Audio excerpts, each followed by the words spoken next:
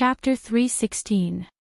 Gong Chi was one of the first powerhouses to step into the realm of extraordinary in the Ability User Association. He was able to guess the outcome of the investigation team's operation from Yuan Fei's pace. As for the process, whether or not anyone died, or how many died, it was just a minor detail that he didn't need to pay too much attention to. Gong Chi had been an assistant secretary in headquarters for 20 years. He knew secrets and had weathered many storms, so he naturally had his own way of doing things. Even if killing intent arose in his heart, he still maintained a cold expression on the outside. He only used minute body movements to slightly adjust it. He wasn't hiding anything. Hiding was useless. Old man Yu Gang beside him might not be able to climb to the rank of extraordinary for his entire life, but he still had clear eyes and a clear heart. Pretending too much would only make him a joke. Fortunately, Yuan Fei was clever and didn't say it out loud, saving some face. Now that things had developed to this point, Gong Chi didn't feel like saying anything more to Yu Gang. He clenched his rubbing fingers and then unfolded them. He knocked on the glass wall in front of him. The matter of Quantum Corporation's complaint is more or less clear now. The structure of this girl's body and soul is peculiar. There are many coincidences with what the Water Divine General proposed all those years ago. It's very interesting. How about this? I'll take her away. She's here to recuperate. That's trust. Aren't you destroying her by sending her to your hands? At old man Yu's age, he did as he pleased. He spoke straightforwardly and fiercely, without any intention of being polite. Gong Chi was used to it. His eyes didn't even twitch. Headquarters conditions are always better. It's better to develop a girl's value. Old man Yu's eyelids were already about to lose their liveliness. Only his long eyebrows slightly trembled. Develop? You've been doing business very smoothly lately. You've pretty much learned the skills of those big corporations. Gong Chi finally frowned. It's about developing. Shouldn't we give the young a platform to develop themselves? It's just a slip of the tongue. Old man Yu, why are you so serious? Old man Yu laughed and shook his head. A slip of the tongue. It looks like you, Secretary Gong, are old and decrepit. You should give your position to the young. I think little Yuan isn't bad. He's very perceptive and quite capable. Two old things competing. Why did you drag me in? Yuan Fei's face twitched, but he quickly concealed his smile and bowed to Elder Yu. You must be joking, Elder Yu. The association still needs elders like Secretary General Gong and Elder Yu to be at the helm. Only then can we shelter the millions of aptitude users. Old man Yu laughed again. 50 years ago, it was to shelter us from the wind and rain. 50 years later, it still shelter us from the wind and rain. We can't even put up a shed. It's quite boring, don't you think? Yuan Fei immediately sealed his mouth and pretended to be dead, refusing to make a sound no matter what. I understand the attitude of the Xia City branch. Let's go back first. Gong Chi stopped arguing with Yu Gang and glanced at the glass wall with a cold expression. There, the girl was sleeping peacefully. Her breathing seemed to be faintly discernible, but it was rhythmic and consistent. He glanced at her again, then turned around and left. Old man Yu grunted twice and said a beat later, shall we call it a day? I won't accompany you anymore. Gong Chi ignored him and didn't turn his head, but a string of data flashed through his mind. 2 per 1,000. The timing of Quantum Corporation's quotations had always been extremely accurate. The accident investigation team had just left headquarters, and the quotations had already been placed on the desks of several big shots and secretaries of headquarters through reliable channels. 2 per 1,000 was a small proportion, but 8 trillion had already been invested so far. In the future, there would likely be several times more investment in this super project. Any small change would be magnified to an astronomical figure. What's more, compared to these numbers, which only had secular significance, the results of the project were far more valuable. Looking at the current situation, headquarters' focus should be tilted towards the more realistic benefits. They should do everything they could to fight for ownership of the little girl and pull her into their embrace. But from the information that came out from the Order of Justice, and Wang's decisive methods that night clearly involved an extremely important piece of information. It was one of the ultimate secrets that headquarters had always hoped to obtain for many years. These two matters were stacked together. Which was more important? How to allocate power and resources. Headquarters had a headache. Now it looked like the Apocalypse Laboratory's arrangement of research and excavation was truly a foresight. But when things came to a head, who wouldn't want to have the best of both worlds? Gong Qi returned to his temporary residence and sat on the sofa, muttering to himself in silence. On the other side, Yuan Fei cautiously stepped forward. He still wanted to think of a few words to say, but Gong Qi was unwilling to speak with him. He said, "Leave the operation records." "You may leave." Yuan Fei let out a secret sigh of relief. Fortunately, he had seized the time to tidy things up a bit, so he wouldn't be caught blindly. He bowed and left the room. Gong Qi swept his eyes over the records. Even though he had done a preliminary combing, there were still not many valuable things inside. Headquarters had used some method to temporarily destroy the psychic wave network's functions. Correspondingly, the Xia City branch had interfered with headquarters' communication lines. It was already very difficult to ensure the operation team's internal communication. The corresponding data uploading was a bit delayed. Right now, he could only see the part where Puppeteer seized the hostage and threatened him, as well as a few words from Tank at the end. The most crucial part was blank. It could also be seen that the situation had taken a sudden turn for the worse. The situation had collapsed in an extremely short amount of time. From Gong Qi's point of view, Puppeteer, Tank, and especially Snake Tongue had strength. They were quite shrewd. How could they be swept clean in a few minutes? It didn't seem like the Xia City branch's reinforcements had arrived.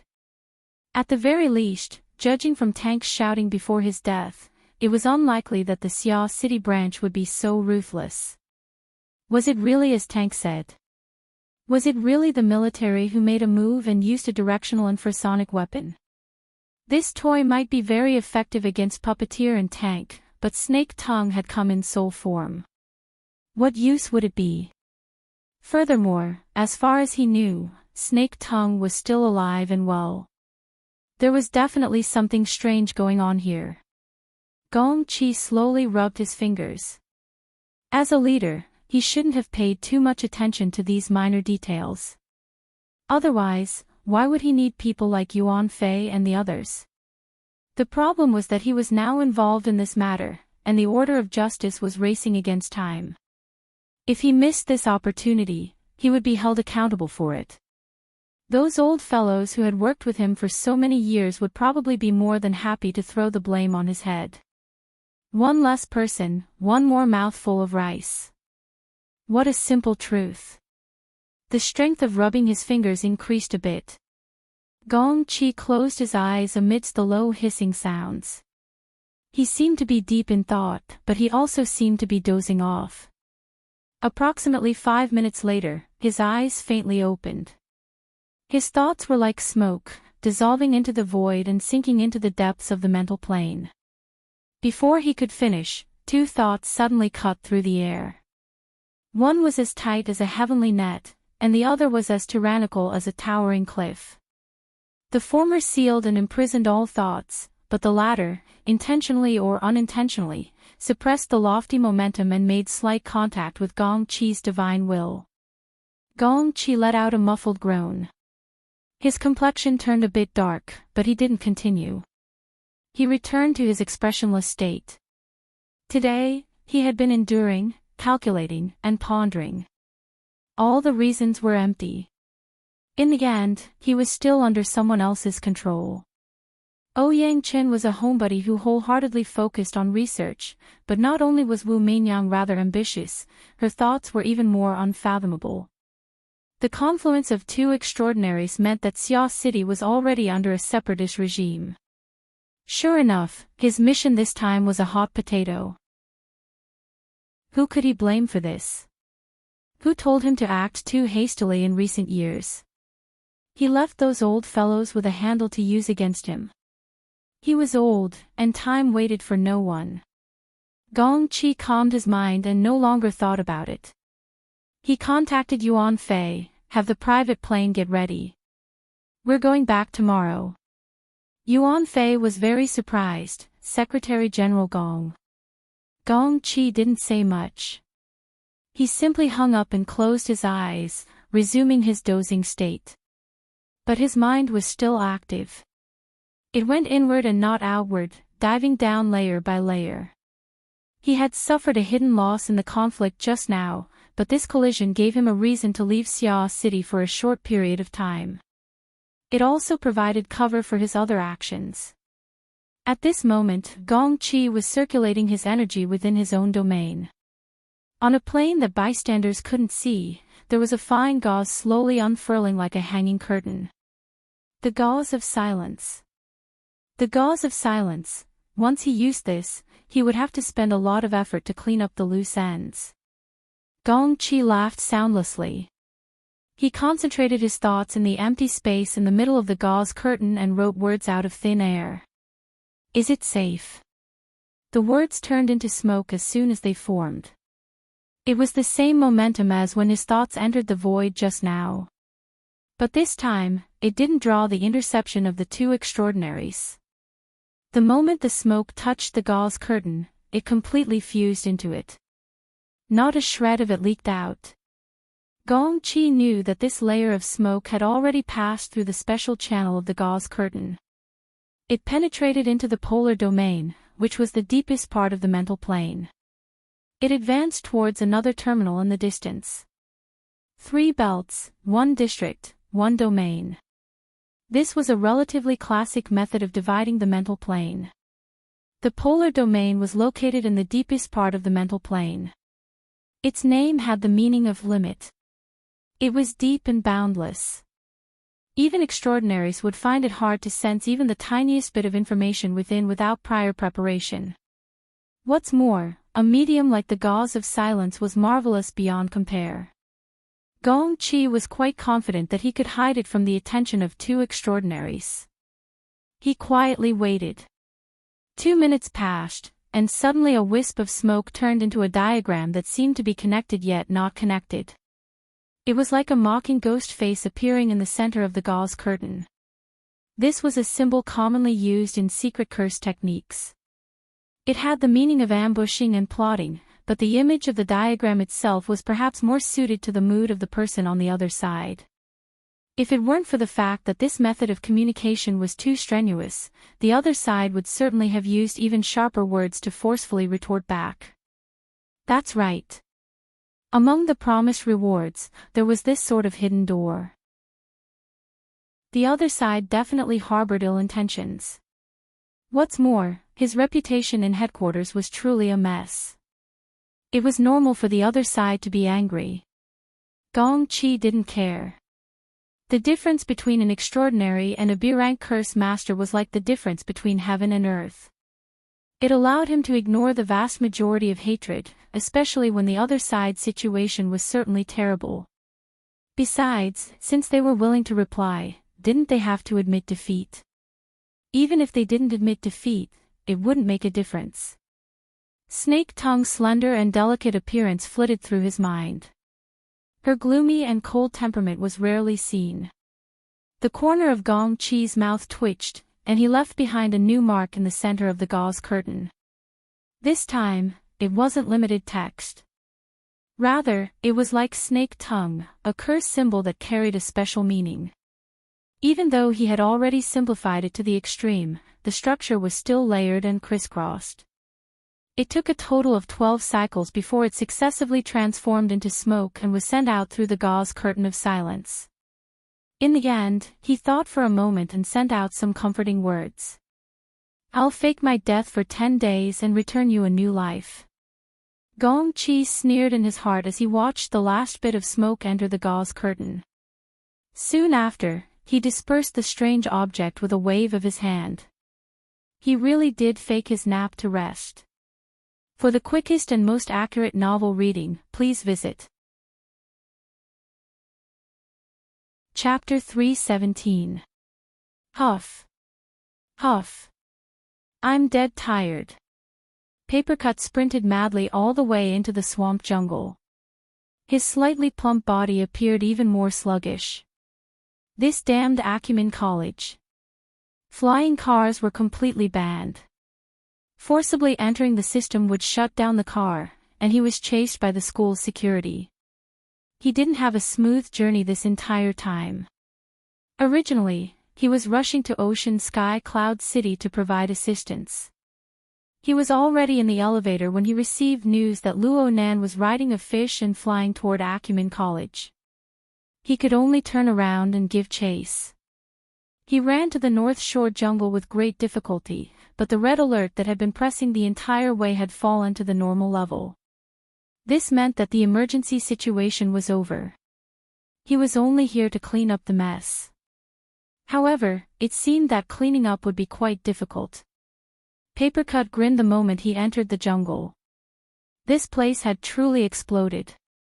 Birds and beasts fled in chaos. Feces and urine flowed everywhere, and the bitter aura of death that assaulted his face nearly made him stumble. He couldn't see too clearly in the darkness, but he could see the corpses of birds and beasts everywhere. This would probably make the nearby ecological research institutes cry themselves to death.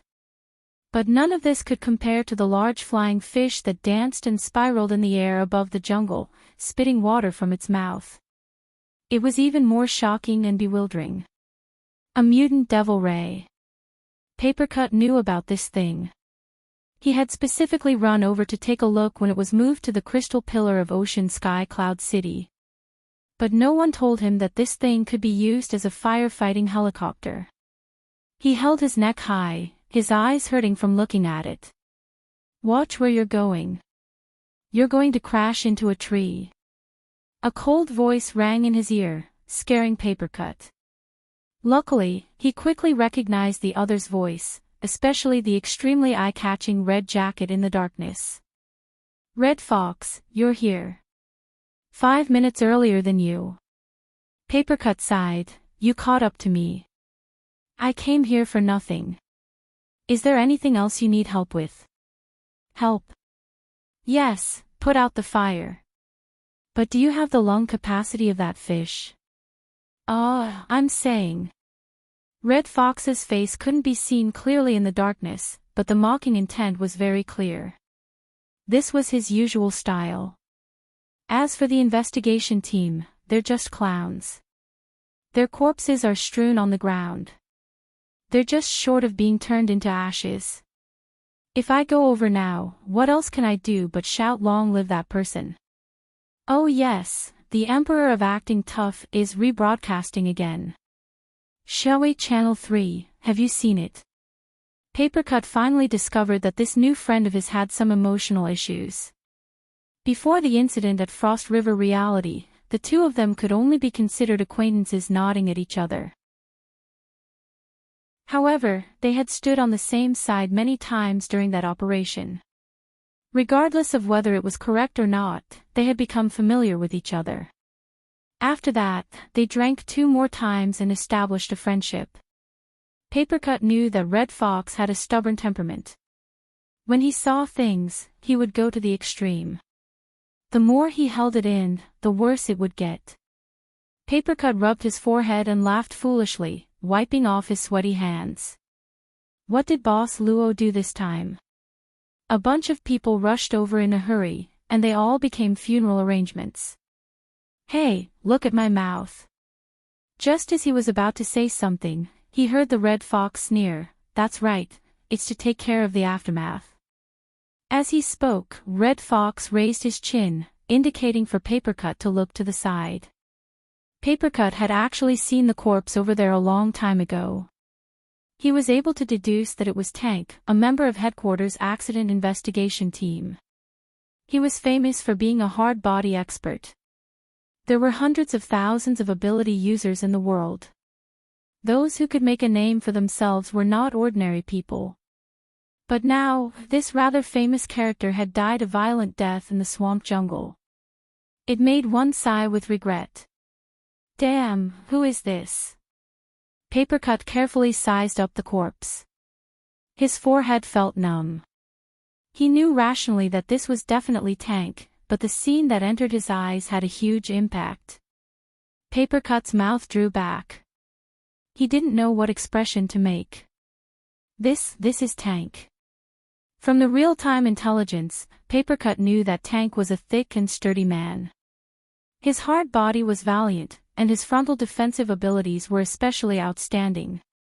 It was said that if he was prepared, he could withstand 3 consecutive strikes from a 12.7mm heavy sniper rifle. However, what the hell was this pile of fat and rotten dead flesh? What Papercut saw was a super fat man that was 2 or 3 times heavier than him. All the muscles on his swollen face were twisted. It was a pile of dead flesh. From top to bottom, the skin was lacerated and there was not a single piece of intact tissue to be seen. There were even bones that were fragmented. Many of them had pierced through the layer of flesh, and the bones were horribly exposed. With this appearance, all that was left was to prepare a large pot and boil it. Even if it was torture, it wouldn't be like this without dozens of hours of torture. Red Fox walked over unhurriedly. He held a branch in his hand and poked at the corpse's shoulder. Here. When I escaped from Whose City, I gave him a blow in the wilderness. Papercut turned his head in shock. Red Fox didn't react at all to Papercut's gaze. He minded his own business and poked at the corpse with the branch. Originally, this blow was aimed at the back of his heart, but he turned around very quickly. I poked here from the front and broke the dagger. I even watched as he punched Old Five's head. Papercut opened his mouth and hesitated for a moment. In the end, he interjected, Headquarters personally sent someone to deal with the matter in Whose City. It's this person, but not this identity. Back then, he was just the sacred protector of a small order. Who knows when he joined the society? My dagger has a tattoo mark. It can be sensed from 5 kilometers away. It can last for up to 10 years. It can't be wrong. Red Fox's voice grew softer and softer, but the darkness couldn't block his cold smile. I originally wanted to seize the opportunity to strike again from here. Now, it seems that the difficulty has been greatly reduced. It was unknown when, but his other hand had taken out a pitch-black dagger. The blade pointed downwards. He loosened his 5 fingers, and the dagger fell in a straight line. It pierced into the swollen and soft dead flesh of the corpse, sinking all the way down to the hilt. For a moment, Papercut thought that Red Fox had made a move, torturing Tank to death to vent his anger. But after some more thought, he knew that wasn't right. He looked at Red Fox's depressed mood and wanted to say some words of comfort, but he didn't know where to start. In the end, he could only ask in a low voice. Did Boss Luo do it? How did he do it? I heard the secretary say that it was an infrasound. That's what I told her. The corpses of the birds and beasts beside you all died the same way. Even I almost died. Ha! Papercut discovered that Red Fox's complexion wasn't too healthy. It was pale and stiff. It turned out that he had suffered internal injuries. Red Fox didn't mind. He picked up the dagger once more and sheathed it. It was said to be a directional infrasound weapon, but no matter how directional it was still a large-scale attack. After discovering Tank's true identity, Red Fox was driven by hatred. He wanted to get close and give Tank a ruthless blow. He forcefully endured the damage of the infrasound to hide in the shadows. He deserved to be affected. But in the end, he made a mistake. Papercut had a faint guess, but it wasn't good to speak of such things in the open. He could only scratch his head and point at Tank's swollen corpse. Is this fellow also an infrasound weapon? Red Fox shrugged. God knows. Papercut was unable to figure it out. He could only take a few photos and record a video. Right now, he had already confirmed that Red Fox would rather hide in the forest and feel the cold wind than go meet Luo Nan face to face. Red Fox had a different feeling in his heart. There was nothing to say about this sort of thing. It was fine as long as he forcefully reversed the situation. He sighed. Who cares how he did it? It's fine as long as he's fine. In any case, he's right there. If there's something he doesn't understand, he can just ask. Oh right, are you sure he's fine? I'm half his master right now. Do you want him to apologize to you? Get lost.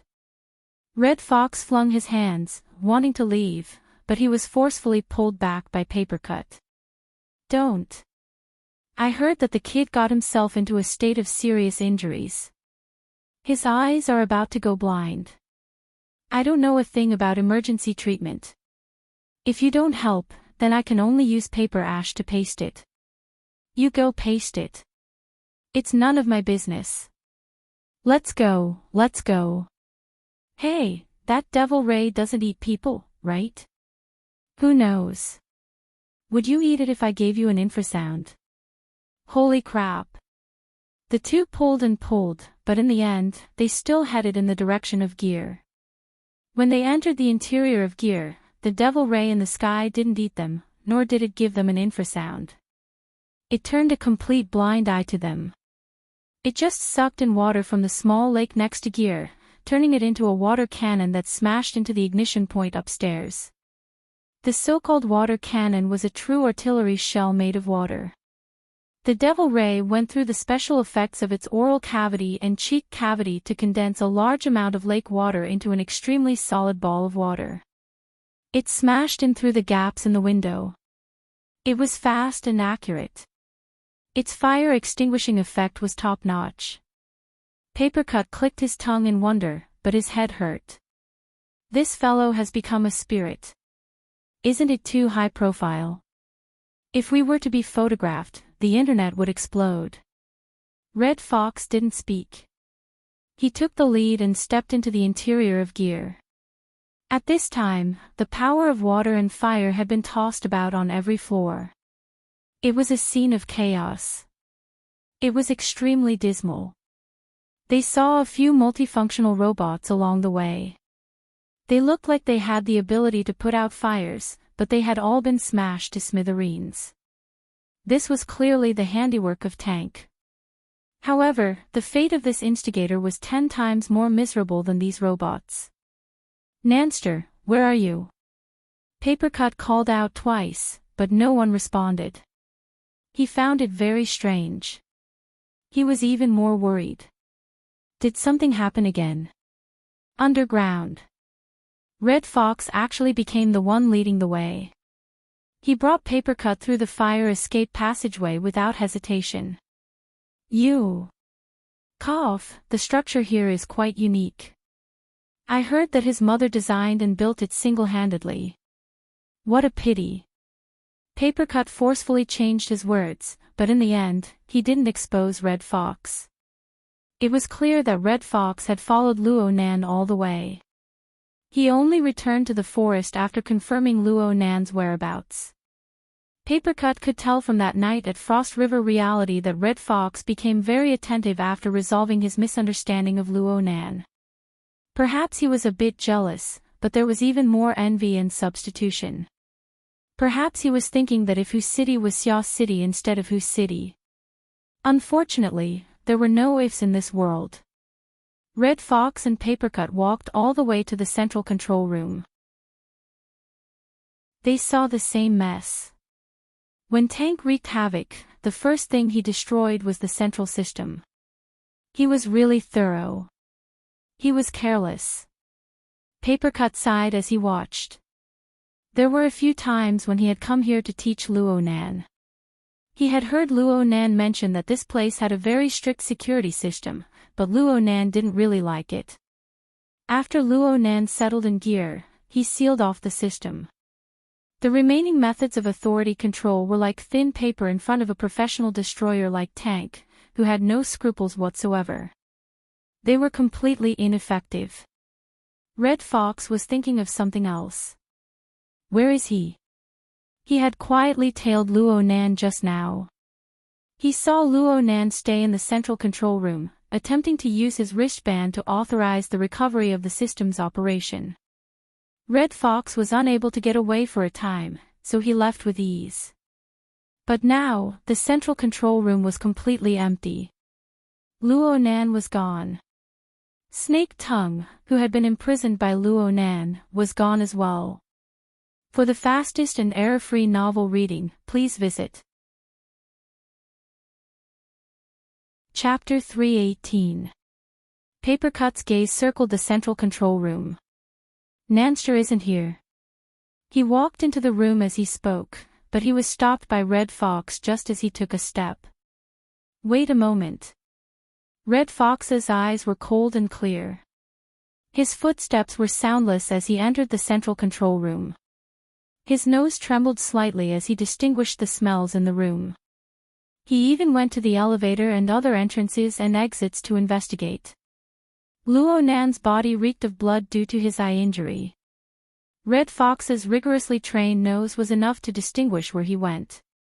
However, Red Fox's expression grew uglier after he circled inside and out. He was unable to understand the information displayed by the smells. There are no signs of him going out. There are no traces of the elevator or the security door. He didn't go out from there. Papercut blinked and turned to look in the direction they came from. Smells don't show the direction. Nanster also came from here last time. Did he go back the way he came? I can tell. Red Fox didn't even raise his head. He walked to the operating console. This place should have been the core of the entire building, but now it had become a massive garbage dump. It had been completely destroyed by the tank. Red Fox tried to restore the scene. He sized up the operating console that had become scrap metal and quickly discovered an abnormal situation. An enormous amount of electricity had just passed through a certain area of the garbage dump. Since the operating console was destroyed, the electrical resistance was extremely high, leading to traces of erosion.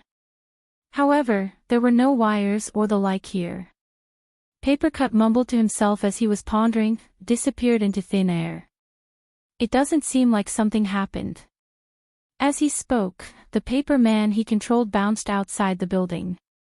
He extended his sensory range and confirmed that the Devil Ray was still obediently acting as a firefighting helicopter. There was nothing strange about it. Should I contact the secretary? Red Fox's expression turned even worse, but he didn't object. Papercut had just raised his wrist when an electronic beep rang in his ears. The corresponding thoughts found a place to go. Soon, a kaleidoscope of information connected with his consciousness. He felt livelier all of a sudden. After a lot of trouble, the psychic wave network was finally rebooted.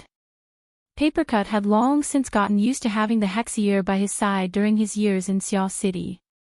He could enter the psychic wave network at any time.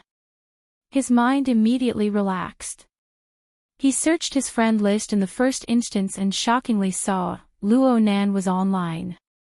The tetrahedron avatar was extremely eye-catching. Hey, Nanster, where are you? Papercut called out. The Red Fox suddenly turned his head and stared at him. As for Luo Nan, he was silent for a moment. 1 second. 2 seconds. Then a strange noise rang out, forming a disturbance. It made Papercut believe that something was going to happen to the psychic wave network. Luckily, the static soon disappeared and Luo Nan's voice rang out, I'm here. Wait a moment. These words sounded a bit hoarse and floaty. Papercut was stunned when he heard them. He hurriedly asked, are you okay? It's fine. Luo Nan responded in a hoarse voice. She could feel that there was a bit of a problem with his mood. Red Fox couldn't stand this sort of pointless conversation. He also connected to the psychic wave network and bluntly asked, "What about Snake Tongue?" "Suicide." Red Fox and Papercut looked at each other. Luo Nan had no intention of explaining further. He asked them in reply, "You guys are in the central control room. Everything is fine over there, right?" "It's all right." Before he finished speaking, another person requested to be connected to the call, and it wasn't just one person, but several people. He Yuan, Zhang Yingying, Crag Burst, Bamboo Pole, Octopus, even Bai Xinyan came to join in on the fun. Practically all the ability users that Luo Nan knew contacted him like a swarm of bees. Luo Nan never expected that he would have this sort of popularity. He wasn't good at this sort of situation, and he hoped for a quiet environment, especially right now. Luckily, the other side was aware of this sort of situation. He Yuan immediately took the lead and established an internal channel. She pulled in all the relevant personnel and switched to message mode. Only she, the creator of the channel, retained her voice to ask questions on behalf of everyone else. "Mr. Luo, how is your body? How are your eyes?" As he Yuan spoke, all sorts of words rapidly flooded the internal channel interface. It felt even livelier than the voice mode. Luo Nan just responded with a low and hoarse voice, "I'm fine. I can see. Mr. Luo, I don't recommend that you stay in gear for too long. Someone has already posted photos and videos of the Devil Ray flying into the sky online. The activity in the northern jungle is too big. We need professionals to deal with the aftermath." He Yuan maintained a calm and rational attitude from beginning to end. She could more or less guess Luo Nan's thoughts. She added, "I already notified the firefighters to rush over there 10 minutes ago. They should be here soon." "I know." Luo Nan's mood was subtle, but his response was straightforward, "I'll leave immediately. It's fine if Mr. Luo returns to Cloud City Water Village. The facilities of the Sacred Heart Hospital here are quite complete, okay?" Luo Nan's response grew more and more brief. He went offline right after his reply. It was clear that he didn't want to say anything more. This attitude made the people in the internal channel very baffled. "What's wrong? Are you angry?" Anyone would be angry after being tormented by those people from headquarters. "Are you sure it's not because of a bunch of powerless idiots?" Hey! Think about yourself. Is it a stress reaction syndrome? He's shocked and angry, and he even killed people. Look! Black Beetle, Puppeteer, Tank, and Snake Tongue. A total of 4 lives. Oh, has he ever killed anyone before? I think he hasn't. Zhang Yingying wasn't too sure. Papercut didn't say a word at this time. He just uploaded a few pictures. They were all displays of Tank's corpse from various angles. Red Fox annotated, "Boss Luo's masterpiece." Zhang Yingying sent a dumbstruck emoji and activated the bullet screen effect. She slid from right to left. The others followed one after another. A series of sluggish and confused emojis slid across the corpse pictures. Luo Nan didn't care what the others said about him. After ending the call, he maintained his original posture. He opened his eyes wide, ignoring the pain in his eye sockets that was about to go numb. He looked around his surroundings. The ring-shaped space, the ring-shaped chair, the wall lamp, the bookshelf, the footstool, and other arrangements were arranged. This narrow space created a comfortable and calm atmosphere. This was none other than the tree-hole cabin on the withered tree sandbar. Luo Nan looked at the furnishings in the room blankly, then he looked at his own hands. Several seconds later, he suddenly stood up. He supported himself against the slightly damp tree wall and walked up the stone steps shakily. He arrived at the upper level of the treehouse. In front of the viewing window, the scroll window spread out to both sides. The darkness inside and outside quickly converged together, attempting to drown out all existence. Luo Nan could still see that the withered tree's sandbar and gear were separated by a distance of 500 to 600 meters. From this angle, gear was like an unfinished painting. Only a portion of the dark silhouette could be seen. One or two spots of fire that had yet to be completely extinguished were still flashing. How did he get here? What happened in between? What did he see? Actually, Luo Nan wasn't in a rush to obtain the ultimate answer. He wanted to talk about everything he had just experienced to others. He wanted to discuss it, big and small. He wanted to talk about it for as long as he wanted. But the current situation determined that there was no such person. He could only silently gaze at gear. He watched as this building silently towered in the long river of time, revealing its simplest and most insignificant side to the people of the world. At this time, the rumble of a real firefighting helicopter could be heard from the distant night sky. On the psychic wave network, Yue knew that Luo Nan had logged off, but she still left a message to remind him. She wanted him to meet up with Red Fox and Papercut as soon as possible. She also wanted him to do his best to hide the Devil Ray and meet up with them at Cloud City Water Village.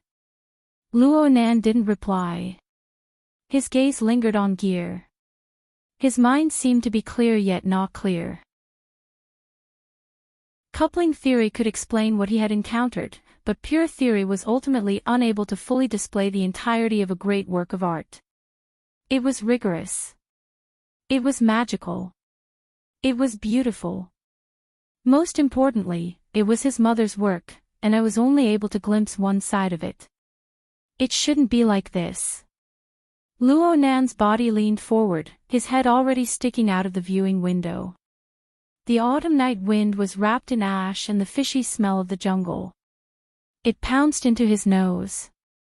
It was clearly ice, but a fiery stimulation penetrated straight into his brain. His emotions, his impulses, were hard to suppress. Luo Nan's hands tightly gripped the bottom edge of the viewing window. His thoughts stirred, and the Devil Ray that was drawing water from the small lake not too far away immediately gave up on its work. Its pectoral fins and wings flapped lightly, and its enormous body arrived above the submerged sandbar. It leaned against the edge of the withered tree. Go! Luo Nan let out a low shout and exerted force. He actually let his body leap out of the viewing window and fall to the edge of the Devil Ray's pectoral fins. His long wings took advantage of the situation to fold slightly, allowing his body to slide all the way to the flat back of the large fish. The viewing window silently closed, restoring the appearance of the withered tree. Luo Nan did his best to stand up, but his legs were still a bit weak. He nearly fell down again. Fortunately, the Devil Ray's tough body gave him a timely elastic support. Luo Nan didn't wait for his balance to be completely restored. He staggered forward until he arrived at the head of the Devil Ray. He grabbed a pair of flipped-up cephalic fins, and only then did he let out a long sigh of relief. He spoke softly. "Fly, then. Find the best angle." The Devil Ray let out a deep cry, and the whistling air currents broke a few branches of the withered tree. Its enormous body swam upward, reaching a height of over 100 meters in the blink of an eye. Finally, his unusual actions attracted the attention of others. Papercut's shouts seemed to come from the jungle. There were people shouting and reminding in the hexier and the wristband. Luo Nan didn't respond at all. He just looked at the sky. The Pingjiang district where the academy was located was part of Xia City's specially designated educational function district. Even though the skyscrapers of Cloud City Water Village towered into the clouds, this district was still one of the areas with the lowest average building heights.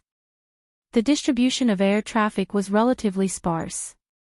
Looking up, one's field of view was actually quite wide. The weather tonight was pretty good.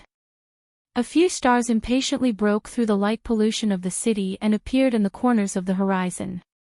But as the devil ray flew upward, the cold wind assaulted Luo Nan's face. In Luo Nan's mind, in his eyes, and in his ears, there was a different scene. It was the surging mist and ice crystals. It was the astral winds that roared like dragons. It was the vast land of a fiery hell. It was a marvelous world that Luo Nan had never imagined in his 16 years of life. It was dangerous and deadly, yet it possessed the allure of a poppy flower. Luo Nan was practically unable to distinguish between reality and illusion. Then the tall body of the devil ray returned to normal, and it began to circle in the sky. It was already over 1,000 meters in altitude. Looking down from high above, one could see the rotation of heaven and earth, the meandering rivers, the dark void, and the light pollution of the city painting the background. It formed a dark and turbid and oppressive scene that flooded the horizon. Millions and millions of living beings came and went, either numb or wantonly, spilling the heat of life. Luo Nan had never truly understood this city. Right now, Xia City was merely the background of his existence. What he paid attention to was just an insignificant point beneath this background. Gears. From Luo Nan's perspective, this was the only place that was pure and clear. No matter how chaotic the background elements were, as long as he approached this place, the visible and invisible order, the visible and invisible gears, crisscrossed between heaven and earth. They converged and revolved around the marvelous orifice, slowly revolving. Rigorous, mystical, beautiful. Reality. Luo Nan stared blankly at this soul-shaking gorgeous scene. It was possible that he was the only one who understood this scene. His self-consciousness seemed to operate along with it, becoming a part of the invisible and grand order.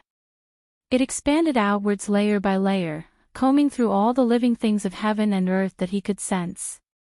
So he knew that within a range of several dozen kilometers, practically all the high-definition cameras on the tall buildings in the area had turned to look at him. There were also high-altitude ships, and there might even be orbiting satellites at an altitude of several hundred kilometers. They locked onto the night sky where he stood, staring coldly at him. As for the mental senses, strands and strands of them spread out from every mental plane. It wasn't just one or two. It was unknown how many people used various methods to pay attention to this part of the world, to pay attention to his every movement. But compared to the millions and millions of residents of Xia City, compared to the billions and billions of living beings of the world, what did this amount to? Knowledge was order. Ignorance was disorder. The information of disorder was like an illusion. It melted and disintegrated within the glowing mist of this enormous metropolis. It was like that figure, that name, that soul. The pride that surged within Luo Nan's heart had no place to go. Thousands and thousands of words were needed to narrate her fantastic thoughts and her great accomplishments to the world. The ambiguity of a few words could be tens of thousands of kilometers. Who could confide in the boundless world? Who could understand? Could it be that it was the crazy grandpa from the sanatorium? In the end. It's just me. Mom. Right now, it's just me. It's just me. The devil ray suddenly dove down from 1,000 meters in the air, sensing Luo Nan's mood. Its enormous flat body seemed to be tied by long incorporeal threads of order. It transformed into a bizarre and spectacular giant kite, revolving around the center and rapidly spiraling. Great winds howled, and Luo Nan's eyes burned hot. His field of vision warped. Only the self-rotating gear revolved around time, vaguely like a billowing pupil. It was like the center of the world, the source of order. All living things in the world merged within it, linking and coupling with his thoughts. Boom! The vast river of stars and millions of stars faintly trembled within the surging storm of emotions. The millions and millions of starlight were like water droplets, turning into a river and an ocean in the blink of an eye. The surging soul strength burst the external neuron, overflowing in the blink of an eye. It was like a great river bursting through its dike as it rushed downwards. It was this rush that brought the two gears of different sizes up. It was like the waves of a cart beating against the water, finding an opportunity to rotate and sink. Energy rubbed, lightning burst forth, crisscrossing and weaving. In the blink of an eye, it was impossible to remember how many there were. Luo Nan's blood and energy surged. Was it pain or excitement? How could he experience it? He could only let the surging emotions push him as he tore his throat and screamed. There were no misgivings. There were no considerations. There were only the purest emotions mixed with lightning to rumble on the mental plane.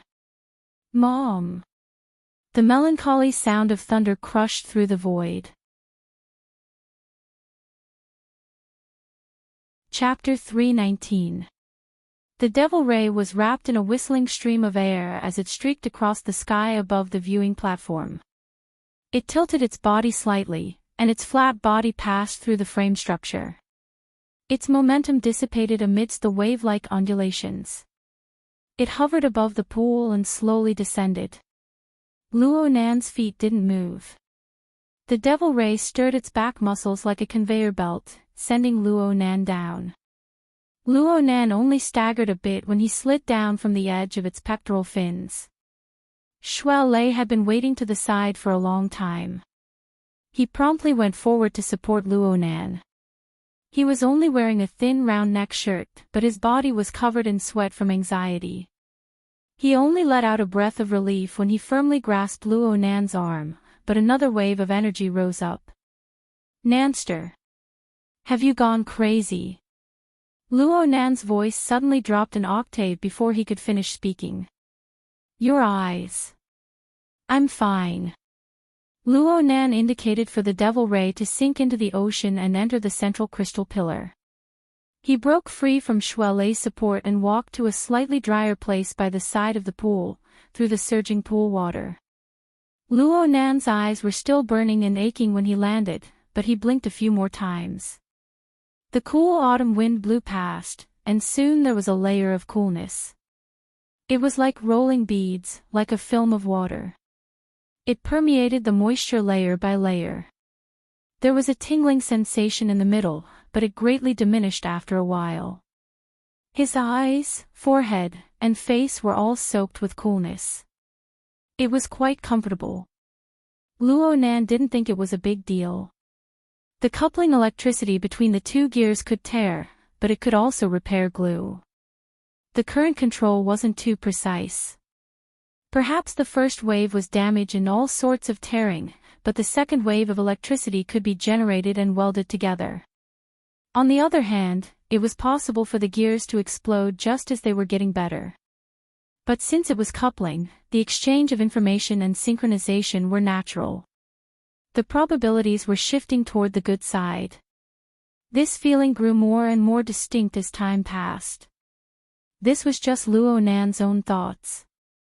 Shuai Lei saw Luo Nan's pupils, and they had a different feeling. Shuai Lei seemed to be looking at the eyes of a cold-blooded animal. Though they didn't possess long and narrow pupils, the densely woven cracks encircled them. They were like glass balls that could shatter at any time. Shuai Lei instinctively shivered when he saw this scene. He immediately grabbed Luo Nan and took him to the hospital for an examination. However, in the blink of an eye, the aura from the other side caused his eyelids to twitch. Shuai Lei composed himself and followed the aura to sense it. When he looked again, it was still the same shattered crack, but it was extremely similar to a cracked layer of ice. At first glance, it looked gloomy, but within it seeped a dense cold light. Occasionally, light waves would jump, like lightning tearing apart the night sky, extremely dazzling.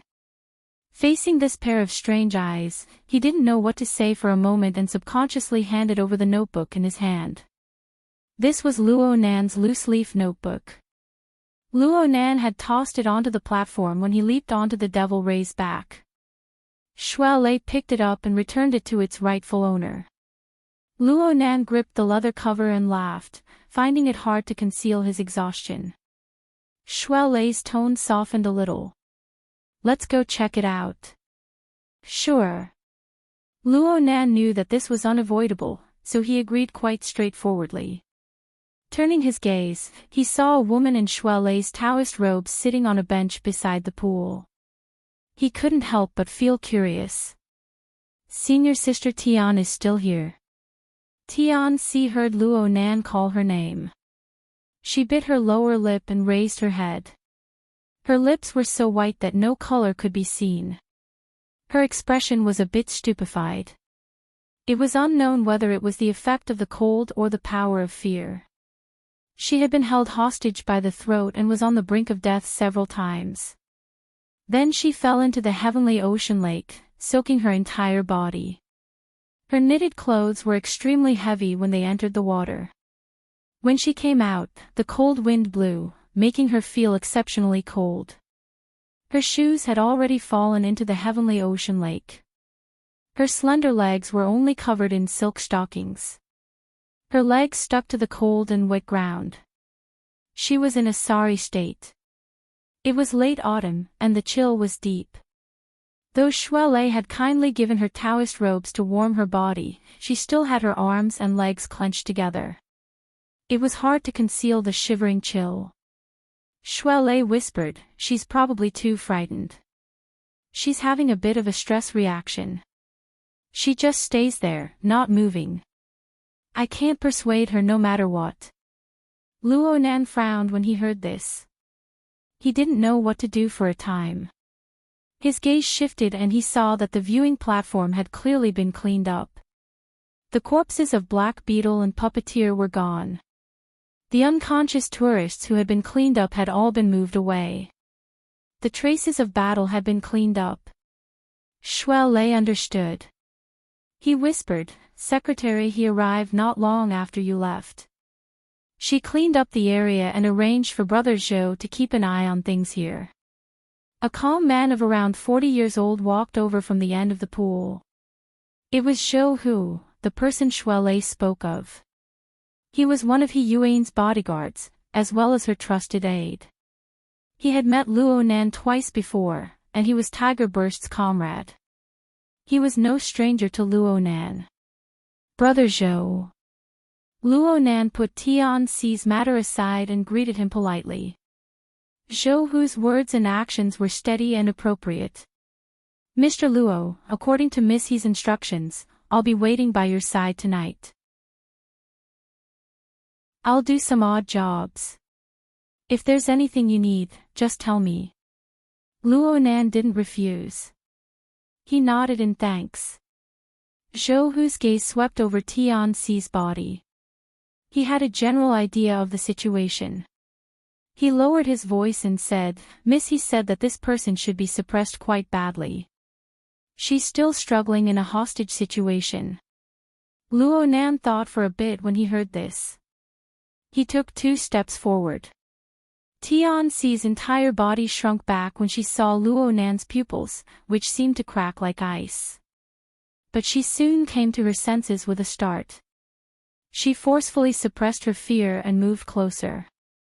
She raised her head to look, terrified and pitiful. "Junior, I'm sorry." Tian Si didn't have her usual calm and bright appearance right now. Luo Nan furrowed his brows and bent down slightly. "Senior sister, the weather is too cold. Go change your clothes. Then let's chat some more, okay?"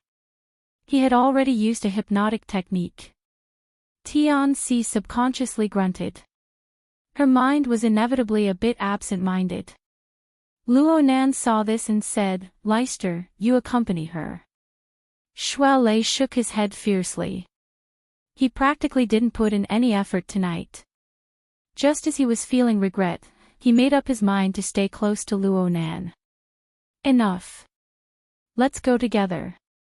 Luo Nan originally didn't have any special opinions about Tian Si. But because of gear and coupling theory, his attitude was greatly different. There was a large shopping center inside Ocean Sky Cloud City. It was very convenient to change clothes. He had climbed the slippery back of the Devil Ray before, and he had put out the fire in gear. His body was covered in mud and ash. His white coat was long since ruined. His face was probably not that good either. He needed to clean it. The group took the elevator down to the shopping center. Luo Nan didn't have any intention of immediately meeting up with He Yuan and the others. The main reason was that the internal channel of the psychic wave network had just been established, and it was about to explode with noisy messages. His previous impulsive actions had already been verified by the large amount of photos and videos he had pulled down from the network. His head sank into a complete mess, and Luo Nan didn't know how to respond for a time.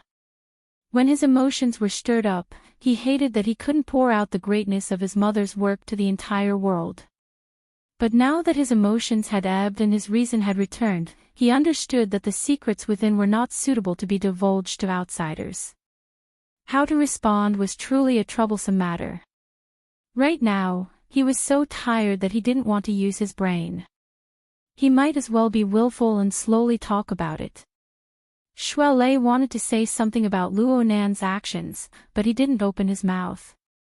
Zhou Hu completely obeyed Luo Nan's arrangements. As for Tianxi, she was like a marionette. Whatever Luo Nan said, she would do. The group arrived at the 101st floor, found a brand store nearby, and bought clothes. Luo Nan just washed his face and threw away his white lab coat. He just had to make do with everything else for now. As for Tianxi, no matter how much she made do, she still needed to spend some time. The three men waited in the store. Xie Junping just so happened to call at this time. He smacked Luo Nan in the face with a question, "Where did you go?" Luo Nan swept his gaze over the dazzling array of women's clothing. Buying clothes. Xie Junping clearly choked. He paused for a moment before asking, "Where's Leister?" "He's with me." "What's wrong?" Xie Junping chuckled. Nothing. I was just asking." You two suddenly disappeared. Tang Yi came over just now, but she couldn't find you. Luo Nan thought of something. He tilted his body slightly, and the corner of his eyes swept over the most eye-catching decoration outside the store. It was the crystal pillar in the center of the building. The Devil Ray swam within it, attracting quite a few customers to stop and watch. "Help me ask Yao Feng what the approximate price of the mutant Devil Ray is." "So it really is." Cough. "It's nothing. I'm a bit choked." Xie Junping suddenly raised his voice and forcefully suppressed it. This was the end of Xie Junping. The latter half of his sentence was to deal with his companion. He turned around and forcefully suppressed his voice. He could not help but tremble. He was most likely excited. "Nanster, why you? It's really you. Do you know that the internet is about to explode? Yao Feng just got the news. He's in a terrible fix right now." "Oh right, he probably didn't recognize you. Then he's really slow." Luo Nan didn't want to talk too much for now. He reminded Xie Junping, "I'll be there in a bit. Don't forget to help me ask the price." He hung up the call after speaking. Luo Nan admitted that asking Yao Feng for a price was an impulsive idea. He really enjoyed the experience of looking down at gear from the sky. He enjoyed the feeling of its mysteries to his heart's content, and he appreciated the beauty of the building. It would be ideal if he could get his hands on it. Of course, there was a more realistic factor. The mutant Devil Ray possessed tyrannical fleshly strength, and its body was extremely flexible and tough. Its maneuverability was excellent, and it was quite versatile. It could replace Luo Nan's frail fleshly body to a large extent, and it could do some confrontational work. In the following period of time, whether or not he had this weapon with him was the key to his survival. Luo Nan was really a bit tired. He simply sat on a stool in the clothing display area and flipped open his notebook. The flexible e-ink screen lit up. He subconsciously opened the second level of the drawing software. The brilliant river of stars almost blinded his eyes. The hard lantern of the eye's orifice, under the coupling effect, almost swept away the turbid dark clouds in the river of stars and illuminated the 8 poles. Numerous life sketches formed thousands of constellations that revolved inside and outside the format pyramid. The vast star atlas could almost melt a person's mind into it. Luo Nan didn't look at it in detail. He just let out a low sigh and returned to the upper level of the software. He created a blank interface in passing and the electronic pen sketched out lines. He had just started when he paused. He had a myriad of thoughts, but he didn't know how to arrange his pen. Chapter 320. Luo Nan raised his head in astonishment. He didn't quite understand. Xue Lei continued, "The gym master needs to rest for a period of time after moving. The gym doesn't need my help for the time being. The society I'm a member of isn't that interesting. You might as well tell Brother Ping to transfer me over.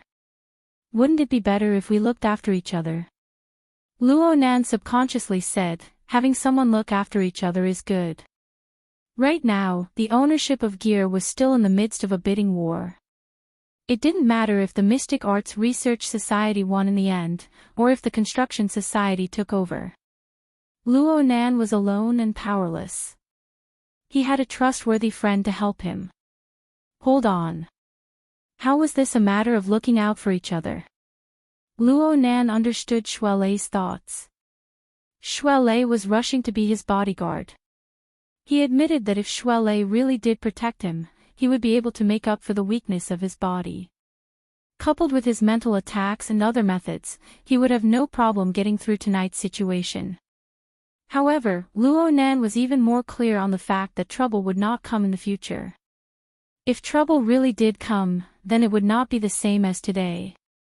It's not just the two of us. Leicester, there are many other situations here. There's also your parents, my aunt's family. Luo Nan's voice was low. He spoke and spoke, but then his voice was cut off. After his impassioned emotions returned, a myriad of thoughts unavoidably grew in his mind like weeds. Frankly speaking, the HQ's investigation team's tricks had truly shocked him. Forcibly arresting, taking hostages, burning houses. This group of people had no scruples at all. They could do anything. And this was just headquarters.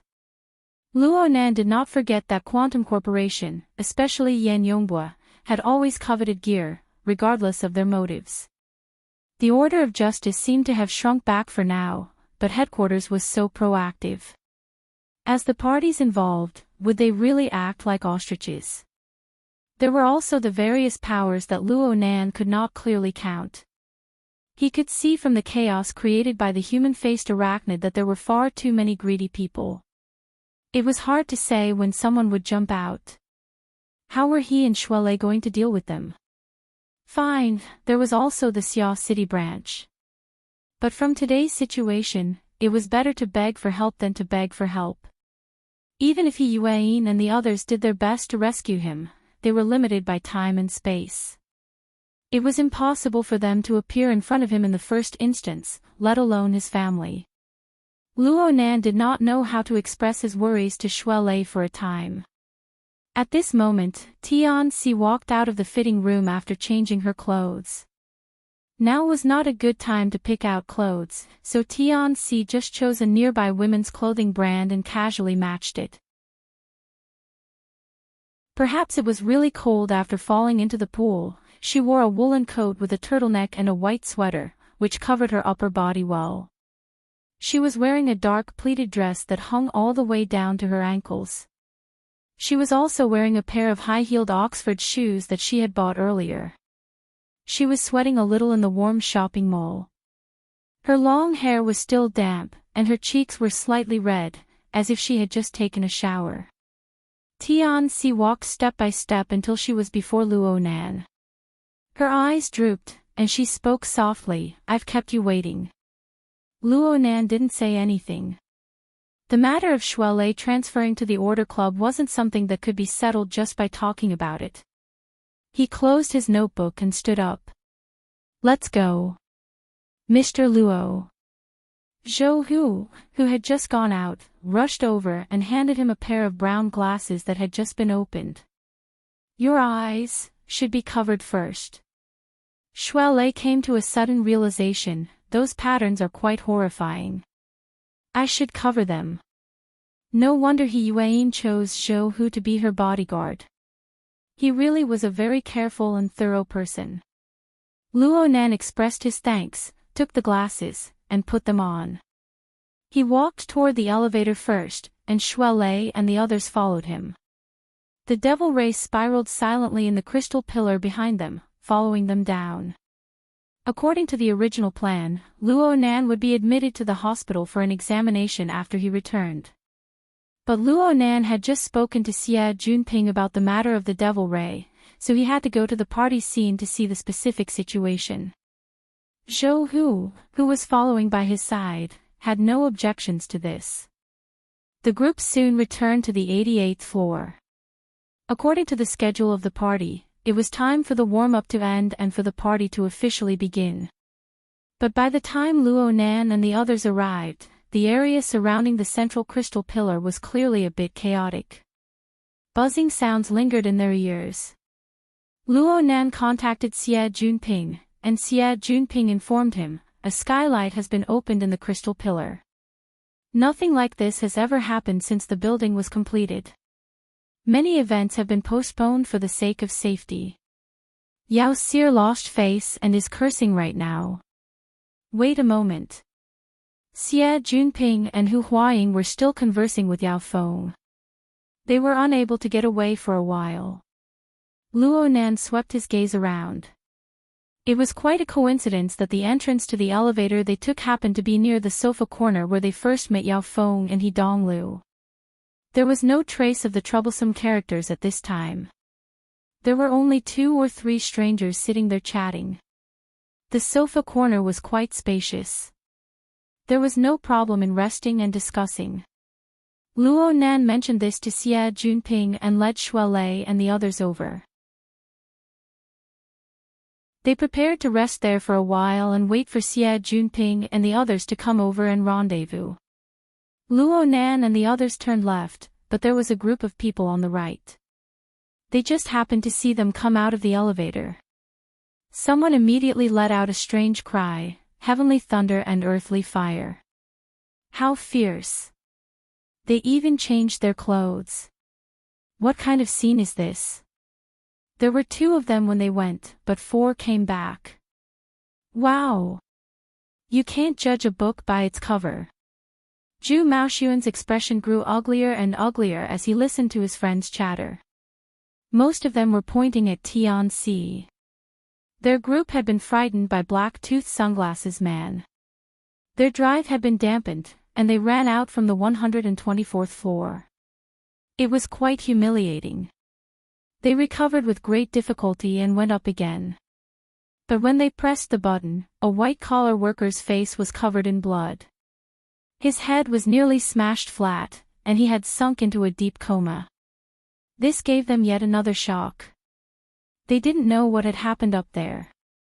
Then the police got involved, and the group had no choice but to return to the party venue. The party activities had gone awry. It could be said that their journey was not smooth. Just as they were feeling vexed, they suddenly saw Luo Nan and Tianxi return. They looked like they had seen a ghost. Zhu Maoxuan began to grind his teeth. His friends, who were close to him, saw that his eyes were bloodshot and that he had the appearance of a butcher. Each and every one of them shut their mouths. It made sense when they thought about it. Their relationship had been established, and their clothes had been changed. If Zhu Maoxuan were to get jealous now, wouldn't that be the same as wearing an oily green hat on his head? Zhu Maoxuan stared at the backs of the 2 people. He didn't move. It would only be more humiliating to tear them apart today. But after today, things would be different. Let's go. Zhu Maoxuan forcefully swallowed his anger, turned around, and left. There were dozens of sharp thoughts stabbing back and forth in his mind. He was just waiting for an opportunity to vent them out. Zhu Maoxuan had just turned around when Zhou Hu and Xue Lei, who had already hidden themselves in the stream of people, turned their heads to glance at him. It was a sensitive time. They obviously sensed such malicious gazes. Zhou Hu even moved closer to Luo Nan's ear and asked, "That person?" Luo Nan shook his head. As long as Zhu Maoxuan didn't immediately rush over to fight, Luo Nan didn't have the leisure to pay attention to him. They arrived at the corner of the sofa in a few steps. Luo Nan wasn't polite. He made a slight gesture and sat down first. His back was pressed against the soft sofa, and he had something to lean on. The feeling of exhaustion was like evaporating steam. It enveloped his entire body in an instant, evaporating all his strength. He unconsciously sighed. He was a bit tired. Nanster. Xue Lei didn't sit. He bent over to look at the color of Luo Nan's face. He was a bit worried. Luo Nan raised his eyelids and looked at Xue Lei's wrinkled face. He laughed involuntarily. The mind comes before the energy. The energy comes before the strength. The weight of exhaustion comes after that. It looks like I've passed today. These were the words of advice that Xue Lei had given him when he first began to learn the cultivation technique of the eye's orifice. Luo Nan had indeed put these words into practice when he faced the enemy today. He didn't consume too much of his strength, but the comprehension and application of order frames, gear coupling, and other concepts consumed an extreme amount of energy. In addition, he had returned to rescue his mother's work. His impatience and surging emotions had damaged his mind. In a safe environment, the accumulated feelings of exhaustion exploded forth. He really wanted to sleep. Xue Lei was probably the one who could understand Luo Nan's state the most. He advised, "Why don't you just sleep for a bit? The damage to your mind will damage your essence and energy. Forcefully holding on is a bottomless pit." Let me clarify a few things first. Sister, he should be here soon. Luo Nan thought about the fact that there was an outsider beside him. He forced his eyelids open and turned to Tian Si. "Senior Sister Tian, I'm sorry for today. I've let you suffer a calamity. However, it's all in the past now. You should be safe for the time being. If Senior Sister, you..." Before Luo Nan could express his meaning clearly, an aura came from behind him. A snow-white leg strode over from the back of the sofa. It nimbly crossed over the back of the sofa, and a slender figure suddenly appeared. She wore a very simple t-shirt paired with denim shorts. Autumn was thick, and she wore summer clothes. She was quite willful. There was only one person Luo Nan was familiar with who could dress like this, Zhang Yingying. "What are you looking at?" "I rushed over from the seaside. I didn't wear a diving suit. I'm doing you justice. Of course, if you die, I'll change into a suit and collect your corpse." Zhang Yingying sat down next to Luo Nan. She stared at him unwaveringly, carefully sizing him up to see if he was missing any parts. Luo Nan's eyes were nearly unable to blink. He didn't pay much attention to her. He just grunted. If this were any other day, Zhang Yingying would have jumped up a long time ago. But today, she just snorted coldly. She extended her hand and probed Luo Nan's forehead. Her fingertips slid down, and she measured his carotid artery, heart rate, and so on. There was nothing abnormal about this, but Luo Nan's face looked awkward no matter how she looked at it. She sized him up a few times, and she finally discovered a problem. "Why are you wearing glasses?" She reached out to take them off as she spoke. Luo Nan shot a glance at her and saw her face turn stiff. Her eyes seemed to be a bit lifeless. "Is it that ugly?" Luo Nan took back his glasses and suddenly felt that something was wrong. This was because his heart lantern of the eye's orifice had subconsciously shone over a moment ago. Zhang Yingying's life sketches were more or less clear to Luo Nan that night at Frost River Reality. Now that the heart lantern naturally shone, Luo Nan was able to see through everything. Chapter 321. Bai Hong's condition was very interesting. Luo Nan's mind stirred when he saw Zhang Yingying's special body and soul structure. Before he could fully comprehend it, another person entered the corner of the sofa. A slightly panting voice rang out, "Boss Luo, your rhythm is too strange. We can't keep up with it." As he spoke, Papercut's slightly plump body sat down hard, swaying on the sofa. As for Red Fox, he didn't say a word. He just sat on the armrest of the sofa next to Papercut. His gaze swept across Luo Nan's body, going back and forth a few times as he sized him up in detail. Back at Gear, 99% of Luo Nan's mental energy was used to put out the fire. However, he knew very well that these two people, who had once been at odds with him, were the first to rush to the scene. Their attitudes were impeccable. Luo Nan also accepted this favor. He immediately nodded towards the two and took the opportunity to shift his gaze from Zhang Yingying. He temporarily set aside the matter of Bai Hong and put on his glasses. Zhang Yingying was a little confused. She wasn't too clear on what had just happened, but after hearing Papercut's words, she instinctively mocked, "You mean to say that he should wait for us to collect his corpse?" As she spoke, she tapped her wristband, telling Papercut to pay attention to the time. Papercut pointed at Zhang Yingying and then pointed back at himself. He was speechless at this sort of self-destructive evaluation. Zhang Yingying didn't have the self-awareness to self-destruct. No matter what, she had followed Luo Nan halfway through his fight with those people from headquarters. She had provided him with intelligence and information. It was better than nothing. This group of people could be considered to be quite familiar with each other, so there was no pressure in arguing with each other. She had been tense for a long time tonight. After confirming that Luo Nan was fine, it was proper for her to recuperate and relax. But on the other hand, as the only normal person, Tianxi was very uncomfortable with the sudden appearance of these people. The ring-shaped sofa was mostly closed up. There was only one entrance, forming a relatively private space. Tianxi sat at one end of the entrance. Papercut and Red Fox, who came later, sat at the other end. The distance between them was very close, but there was no communication between them, not even a glance. Tianxi's head was slightly lowered, and her legs were together and slanted. She had a dignified bearing, but half of her body was outside, just like her current situation. As time passed, as the most outstanding self-protection mechanism of human beings, forgetfulness began to play its role. The nightmarish experience gradually became blurry, and Tianxi also pulled herself out of her trance and fear state. Her mind began to work again.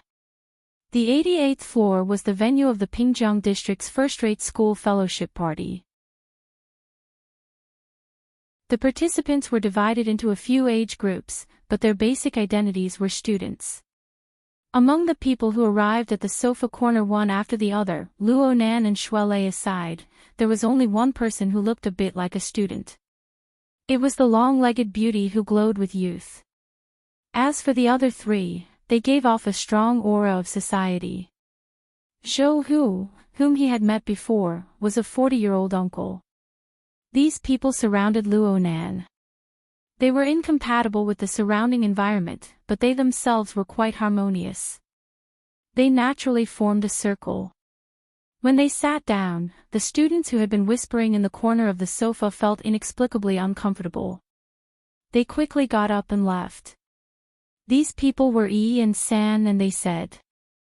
They, Xiao Yi, Xiao said. Bai, were these people like Luo Nan and Puppeteer? Powerful people with inconceivable abilities. These Bai, He of Yun had Chin by Mo Tian Yang of Hua. Tian Si couldn't help but guess. The circle she was in contact with was far from the campus or shallow political circle she was familiar with. It was so far that she couldn't understand it. It was even more daunting. Tian Si was adjusting her thoughts when a topic suddenly fell on her. The long-legged beauty, who looked to be a few years younger than her, turned her gaze over. This is the female lead of the first half of the story. She's really not bad. Speaking of which, you seem to have a crush on your sister. How come you've never been a virgin with a younger woman? Luo Nan rolled his eyes even though he was extremely sleepy after hearing these nonsensical words. Tian Si was quite embarrassed by Zhang Yingying's words. Her emotions stimulated her memories. She suddenly remembered that it was this voice that made Luo Nan abandon her in the very beginning. He wanted to cast aside his burden. Tian Si knew that she shouldn't get angry with these powerful people, but she was targeted time and time again. This stimulated her self-esteem from the bottom of her heart. Of course, she wouldn't use an intense method to express it. She just lowered her eyes and sat upright on the end of the sofa. She was calmer and more reserved than before. Her delicate bearing was the most obvious weakness. It was very likely to arouse the protective hearts of the opposite sex. Luo Nan remembered Tian Si mentioning coupling theory. He naturally spoke a few words to help her. Don't joke around. Senior sister Tian is a top student of our school's design institute. She'll be studying next year. It's very likely that she'll be my mother's direct junior sister. Oh, master's aunt. You can't just be an outsider. We share blessings and misfortunes together. Zhang Yingying giggled. Her eyes contained a hidden meaning. Do you understand what I mean? I understand. Why wouldn't I understand? If you hadn't interrupted me just now, I would have already invited her away, okay? No matter what their respective attitudes were, Luo Nan and Zhang Yingying had already reached a consensus. The matter they were about to discuss was far too sensitive. Letting Tian Si stay here would do no good to either of them. Luo Nan roused his spirits and cast his gaze toward Tian Si. Senior sister Tian, you've been tossing and turning quite a bit just now. I'm sure you're tired. It's fine if you don't participate in this party. Go back and rest. His words were more of an order than a concern. Tian Si's mind went blank. She didn't know if she was relieved or regretful. She was just about to nod when the man in the red jacket, who had remained silent all this time, suddenly spoke. The secretary opened a ward at Sacred Heart Hospital. You should go there and get your body examined to avoid any sequelae. Tian Si was stupefied for a moment before she realized that he was speaking to her. She very consciously cast her gaze toward Luo Nan. She wanted to see his attitude. Luo Nan was also puzzled. He looked at Red Fox, and the corner of Red Fox's lips twitched. You can call this procedure. Zhang Yingying immediately changed her position. She sneered. If procedures were useful, then this wouldn't have happened. Oh right, where's Secretary He? She's the one who called the meeting. Why is she late? She should be at the hospital. Papercut was afraid that Red Fox and Zhang Yingying would quarrel again. He rushed to interrupt and ask Luo Nan, speaking of which, what did you come here for? Did you have to wait until the party ended? I was waiting for news. Luo Nan briefly mentioned the matter of the Devil Ray. I was thinking that it would be safer to have that thing by my side. I really didn't know that you were actually a rich person. Zhang Yingying's eyes went wide. She had a very surprised appearance. Of course, this was sarcasm. Papercut scratched his head as well. Nanster, I'm not saying this, but the mutants on the market have never been sold for less than 10 million. According to the market price of this Devil Ray. Before Luo Nan could finish speaking, Xie Juanping's loud voice reached everyone's ears. Nanster, are you okay? Xie Junping and Hu Huaying hurriedly walked over. Xie Junping saw that there were many figures in the corner of the sofa, vaguely resembling Luo Nan. Xie Junping didn't think too much about it and simply asked. The words came out of his mouth, but he discovered that 6 or 7 pairs of eyes had cast their gazes over. All of them were unfamiliar faces. No, there was one who looked more familiar. Zhang Yingying. Yo, sheep's head. Hello. Zhang Yingying giggled as she waved her hand. She turned to express her admiration for Luo Nan for the second time. You actually let him go negotiate the price with someone. Before Luo Nan could speak, Xie Junping exploded first. What do you mean by actually? Zhang Yingying rubbed her fingers. How much?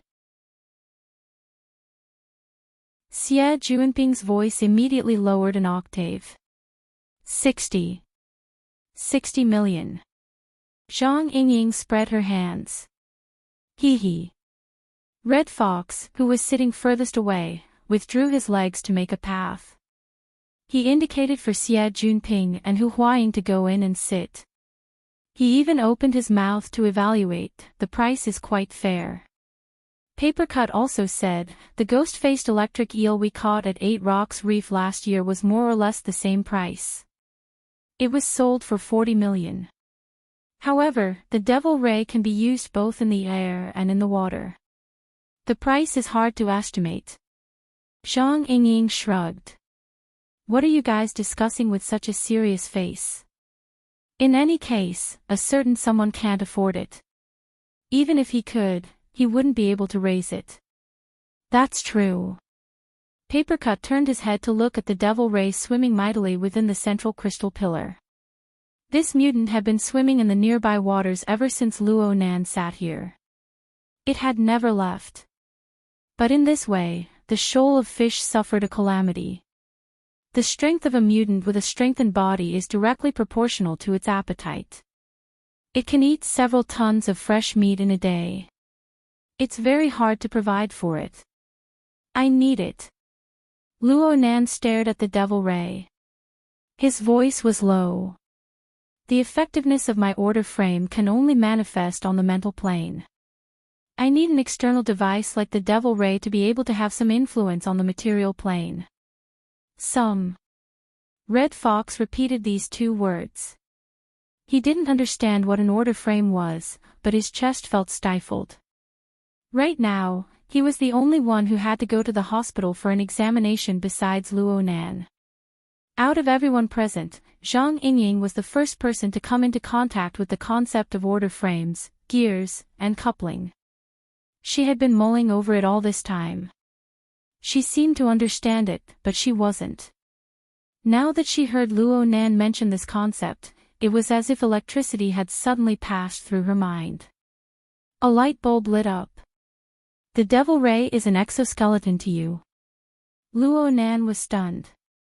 He answered, you can say that. Zhang Yingying's thoughts were clear. Her thoughts spun in succession. For you, the devil ray is just a module or a plug-in. The order frame is the energy source and overall control system. How do you do it? Luo Nan was very happy to explain a few related theories, especially when Zhang Yingying's description was very reliable. He immediately said, the generation, transmission, and output of energy and information are produced by the coupling of gears. Of course, gears themselves can produce. No, what I mean is, this is your first time seeing a mutant devil ray. How do you make it work for you? How do you make it do whatever you want? Zhang Yingying stared at him with wide eyes. Is your true ability similar to that of a puppeteer, a beast tamer, and so on? Or are you a mind controller? Red Fox raised his eyebrows in the sofa corner when he heard the last 3 words. Papercut grimaced in pain. Zhou Hu looked pensive. The others all had blank expressions. What's a mind controller?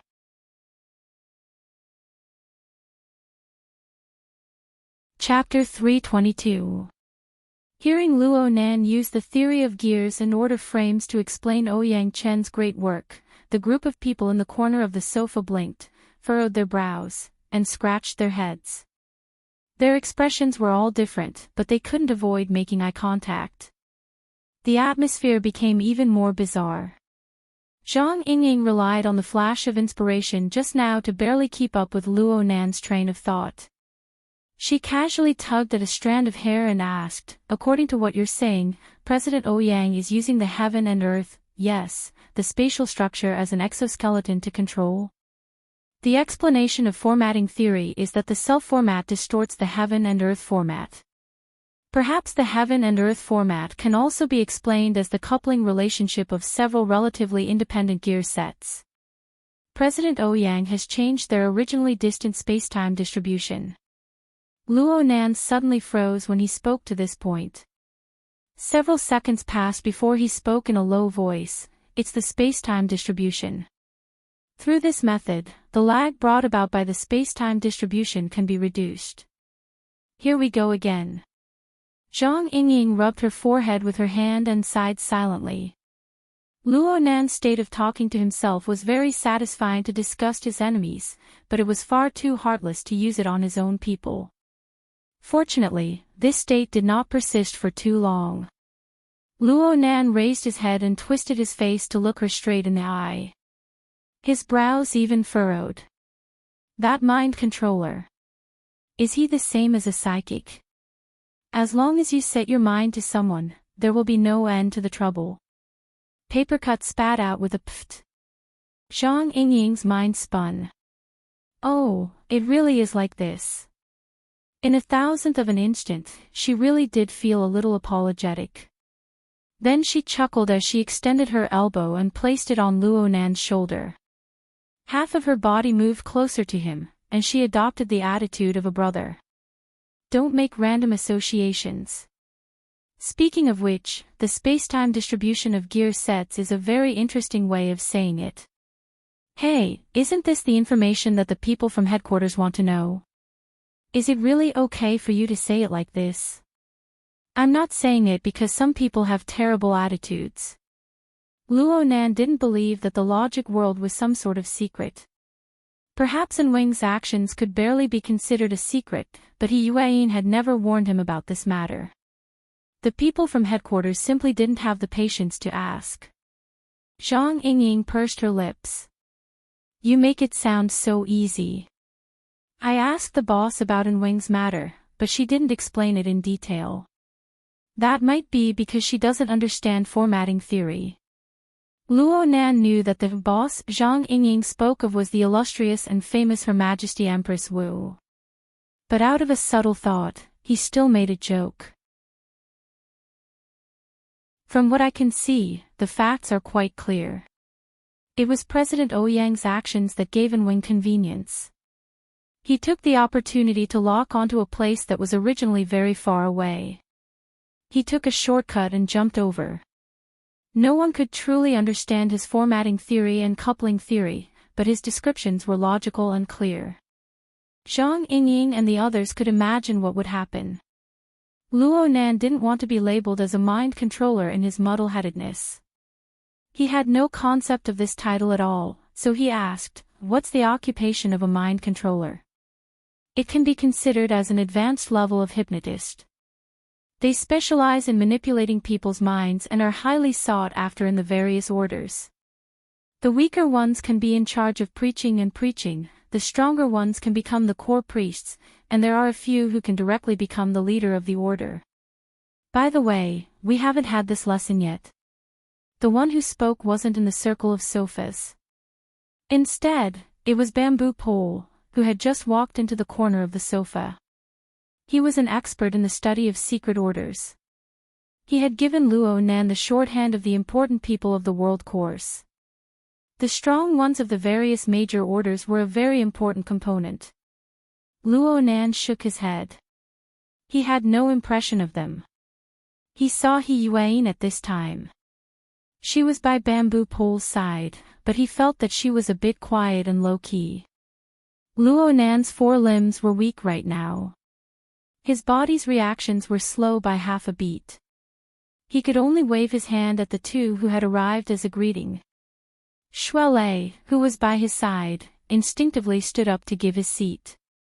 He was worried that He Yuan and the others would be polite, so he simply jumped over the back of the sofa and went to the back. Since this was the case, He Yuan thanked Shuelei and passed through the aisle of the sofa.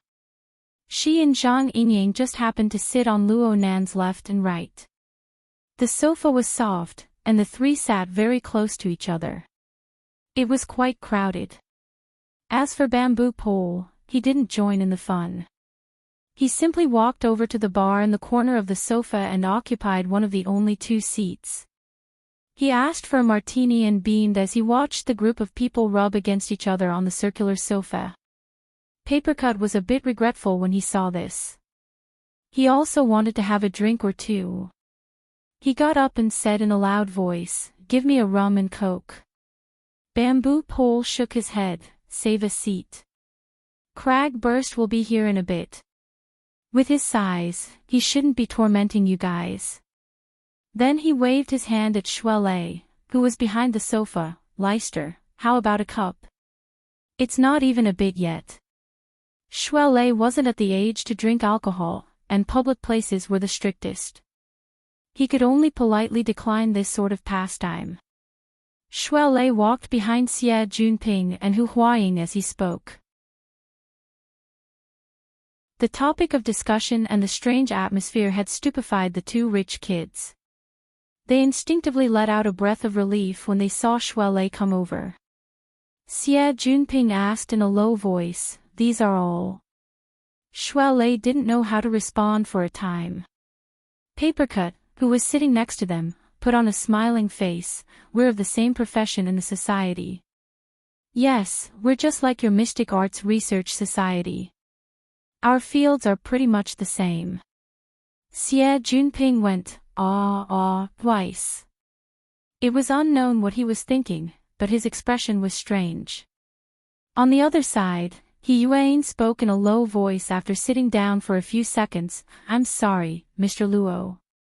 This situation has occurred because of my negligence in my work." Luo Nan didn't say anything. He wasn't angry at He Yuan, but it was absolutely impossible for him to say, "It's okay," at this time. In the end, he still minded. How could he not mind? After experiencing headquarters' shameless methods, Luo Nan's mind was filled with the question of how he should respond when the next wave of enemies arrived. It wasn't just him alone. There was also his aunt and uncle, his relatives and friends living in Xia City, and even Gear, who couldn't be moved. All sorts of fetters had to be taken care of. No matter how one looked at it, it was an impossible task. Before the train of thought was clear, a person's thoughts would naturally trace back to the past. All sorts of if, maybe, if, then, and so on, along with the corresponding emotions of complaint, regret, and so on. Luo Nan didn't have the mental strength to imagine things that didn't happen, but those fuzzy emotions still existed more or less. Following He Yuan's straightforward apology, they were like bad wine that hadn't finished fermenting. They broke through the walls of the barrel and splashed out. He didn't have the leisure to ponder over his words. He spoke bluntly, "I need a solution. Me. My family. My mother's blood and sweat. That group of scum. They can do anything." He had said these words to Shuelei. He had said them to himself. Now, he was saying them to He Yuan. In the beginning, he was speaking rationally. Now, he was venting his emotions. He Yuan responded in a deep voice, "President Ouyang has already sealed off headquarters maintenance authority on the psychic wave network. Gong Qi and his group will leave Xia City tomorrow morning." Luo Nan wanted to continue listening, but the words were cut off. He turned his head to stare at her. And then, "The branch is currently researching the relevant security plan. I'm fully responsible for the specific matters. Over." The sofa corner immediately sank into an absurd silence. Luo Nan was stunned. He only spoke after a while, "That's it. What about the specific actions? Staffing? Are there any guarantees? This sort of thing." Papercut saw that the situation was far from good. He instinctively acted as a peacemaker. "Nanster, it's not that the secretary isn't doing her best. It's just that the unrestricted warfare of ability users against ordinary people is a worldwide problem. The types are ever-changing. It's impossible to prepare a contingency plan. The secretary says that she's fully responsible. She'll certainly shoulder it. Everyone will do their utmost, right?" Papercut's intentions were good, but Luo Nan's heart sank the more he listened. He absolutely didn't doubt Yuan's sense of responsibility, but this feeling of not necessarily being effective even if they tried their best seemed to be heading toward the worst possible outcome. Luo Nan understood clearly that if he were to have the thought to kill any ordinary person in Xia City right now, he would probably need Ouyang Qin and Her Majesty Empress Wu, who he could not understand, to protect him from the side. Only then would he be able to defend himself. Aside from this, any conventional security measures would be meaningless. It would be useless even if Yuan mobilized the army to surround the target so tightly that not even a drop of water could trickle through. There were perhaps very few ability users who possessed methods like his, but there was no lack of powerhouses at the same level or higher. There was even the Order of Justice and Quantum Corporation. Powerhouses from various places would converge. Wouldn't the corresponding methods be ever-changing? All right, how did he end up standing on the opposite side of these powers? Luo Nan only had a vague answer in his mind. He wasn't willing to hastily come to a conclusion. He just took a deep breath, leaned his upper body forward, and rested his elbows on his knees for support. He hung his head in contemplation. No one followed up after Papercut's terrible consolation. There was another long period of silence, so long that it was suffocating. Speaking of which, there were no misunderstandings between them. But because of the enormous difference in the pressure they bore, they lost the foundation for deep communication, making it hard for this topic to continue. But there were some things that could not be avoided. Luo Nan was a member of the society, but the society was unable to give him help and protection. The upper echelons of the society even persecuted him. The difference between the branch and headquarters, or a promise or two, was not enough to fill this absurd crack. As for Yuan, she didn't want to say much. Ever since she arrived at the society, she had always been in charge of confidential work. She tried to change the situation of the society, leaking information everywhere. But strictly speaking, the leak of Luo Nan's information and headquarters actions were all her responsibility. It was also her greatest setback after retiring from the military. She had to reflect. And so the two sat shoulder to shoulder. One was ramrod straight, and the other was stooped. They both sat quietly. The others looked at each other in dismay, finding it harder and harder to open their mouths. "Oh, it's only been a while, but it's getting lively." A sudden external force shattered the wall of silence in the sofa corner. A rather eye-catching group of people entered this dusky corner along with the sound.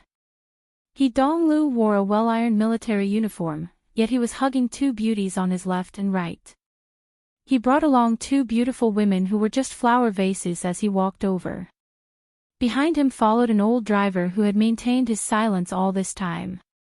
He should be a bodyguard or something. As for the other martial artist, Feng Jiejun, and his female companion, they were nowhere to be seen. He Donglu played around the venue for a bit. He quite liked the atmosphere in the sofa corner. It was just right for him to play a few games with the flower vases. But when he came back, he couldn't help but be stunned when he saw the dense mass of people. This place could indeed fit a few more people, but it seemed like it was no longer suitable to play games. TSK. What a disappointment. In order to create an atmosphere, there were practically no lighting facilities in the sofa corner. The watery blue light pouring over from the crystal pillar in the center was the brightest source of light. The first person He Donglu recognized was Shui Lei, who was behind the sofa. That size very appropriately stimulated his memories. He remembered that this big guy had nearly gotten into a conflict with his follower just now. He recognized Shui Lei, and his gaze shot down. He also saw Xie Junping and Hu Huaying along the way. They all knew each other. He Donglu grinned and used his chin to point in the distance. You guys also know the benefits of this place. Come. Make some space. This party is really boring. It's just that the quality of the girls is okay. His words caused the two flower vases to pout coquettishly and laugh. On the side of the ring-shaped sofa, Xie Junping and Hu Huaying glanced at each other and stood up at the same time. Xie Junping called out, "Young Master He, we just so happened to meet. This place is too crowded. Let's go somewhere else, it's here." "What's a little crowded?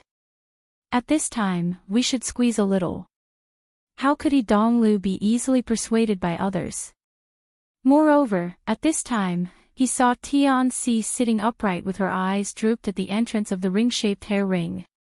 Her dignified and elegant bearing was precisely the kind he admired the most. It just so happened that this side was relatively empty. He Donglu didn't care about the capacity of the ring-shaped sofa that was almost full. He hugged the two flower vases and walked inside. Naturally, he walked to Tianxi's side. He Donglu could be carefree, but the old driver behind him had to fulfill his duty.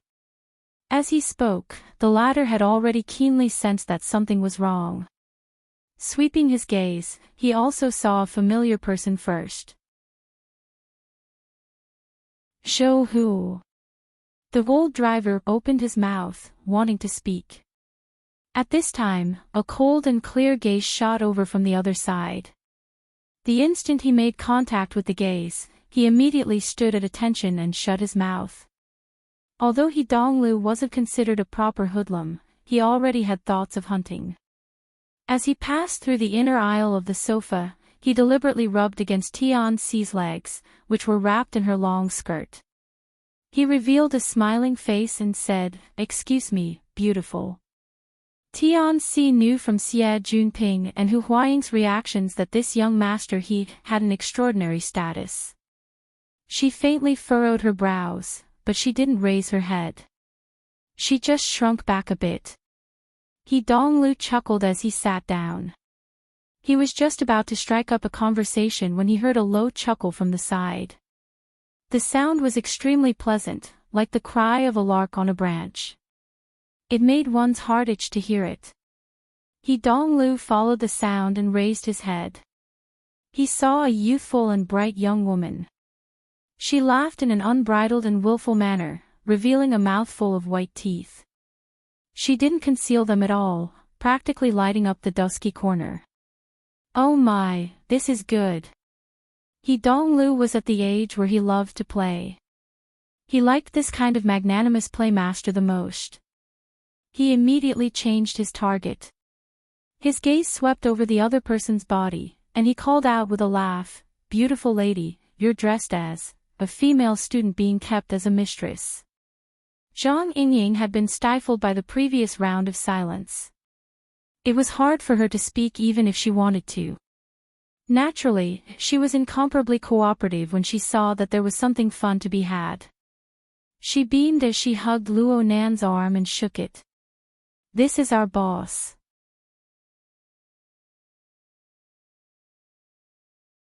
Chapter 323. Beauty, please don't enter the entertainment circle. Your acting skills are too exaggerated, okay? He Donglu blinked his eyes a few times before adjusting himself. He took advantage of the situation to turn his line of sight. He wanted to see who the boss was. Luo Nan was pondering over a difficult problem, but He Donglu and Zhang Yingying had joined forces to cause a ruckus. His train of thought was completely severed. He frowned and raised his head. Under the illumination of the deep blue light, he just happened to meet He Donglu face to face. "Oh, haven't we met before?" He Donglu had a bit of an impression, but Luo Nan had taken off his white coat and was even wearing his glasses. There were too many distracting factors, so he didn't recognize Luo Nan for a time. Xie Junping smiled as he introduced, "Oh, it's Nanster. We just met here." He Donglu had seen many people tonight, so how could he remember so much? However, he shot a glance at the large man standing behind Xie Junping, and a light bulb went off in his head. He remembered this group.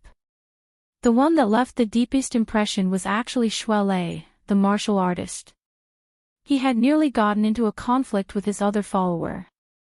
As for Luo Nan, who was playing the role of a psychologist, He Donglu could only barely say that he had some impression of him. "Oh, I've seen him before. What's up? You changed your role. Do you think that being a boss is more promising?" Luo Nan glanced at him, but he didn't respond. He Donglu didn't mind. He didn't give Luo Nan any space to speak, so he directly gave his evaluation. "This move is quite creative. Most importantly, it's interesting. It's just that you're wearing it. It's a bit lacking in professionalism. Especially the glasses. What a failure. Bro, your face is tender to begin with.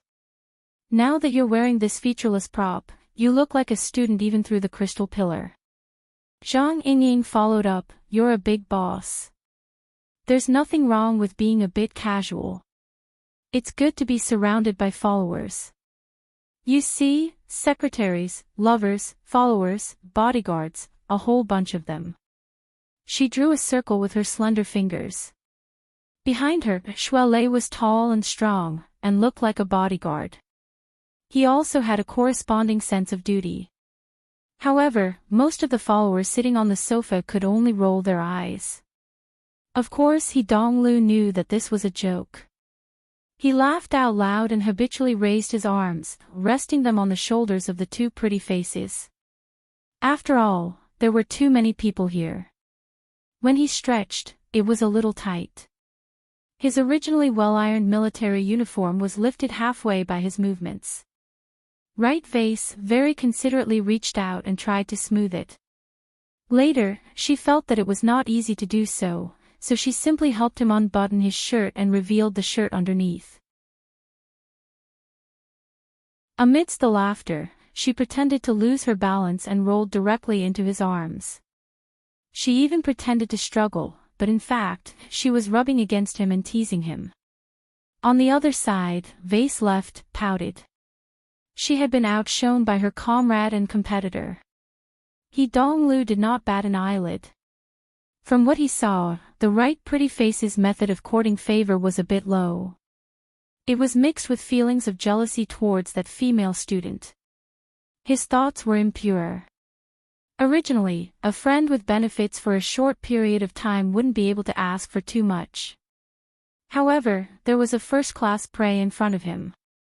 If he continued to accept this, wouldn't it make him seem too low-class? Therefore, He Donglu paid no attention to the plump and tender flesh rolling around his waist. His gaze swiveled, skipping over all the men. He only looked at the women.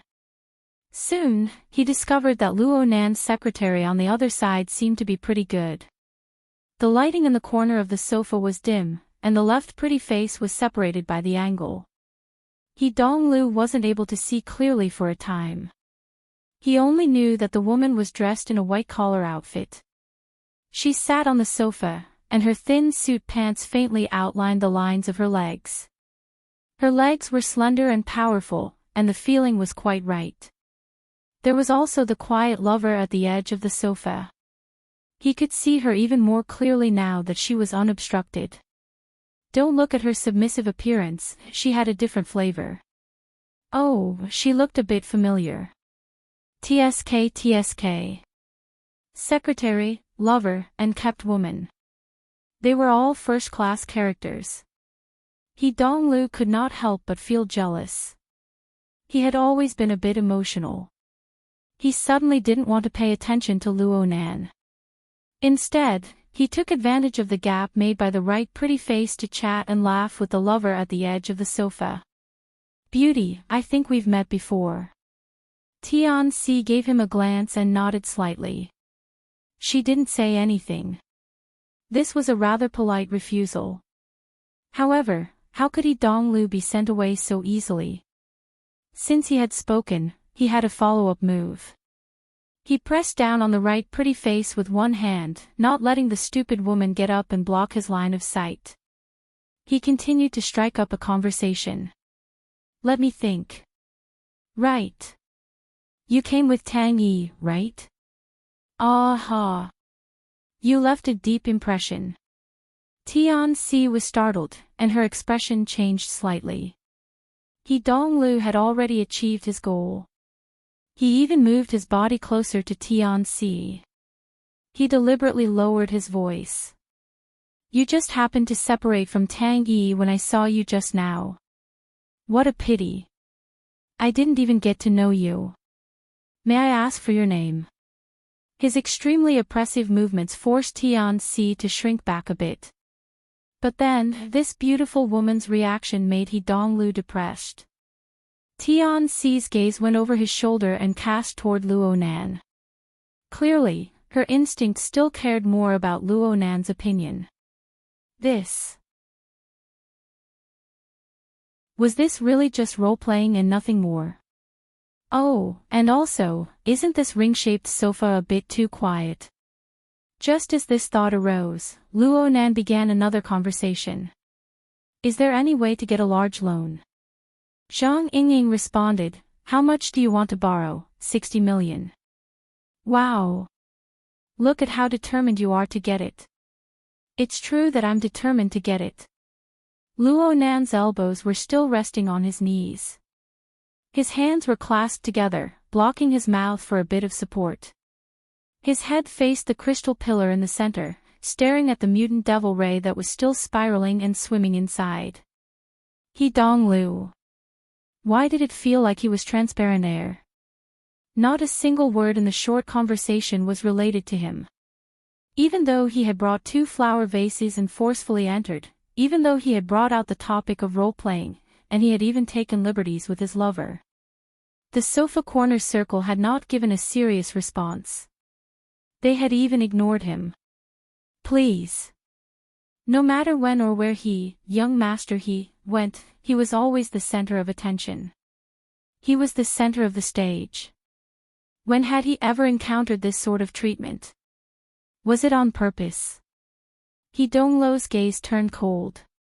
He looked at the more familiar Xie Junping and Hu Huaying, but he discovered that the body language of these two seemed to be quite awkward. It was quite different from the cold and quiet feelings of the other people. Something's wrong. He had always felt that Luo Nan was a friend or follower of Xie Junping and Hu Huaying. Naturally, the group of people in the sofa corner were of the same type. It was only natural that they should be a gathering of rich second generations. But now it seemed that this way of thinking was unreliable. He was familiar with the younger generation of the military and government figures of Xiao City.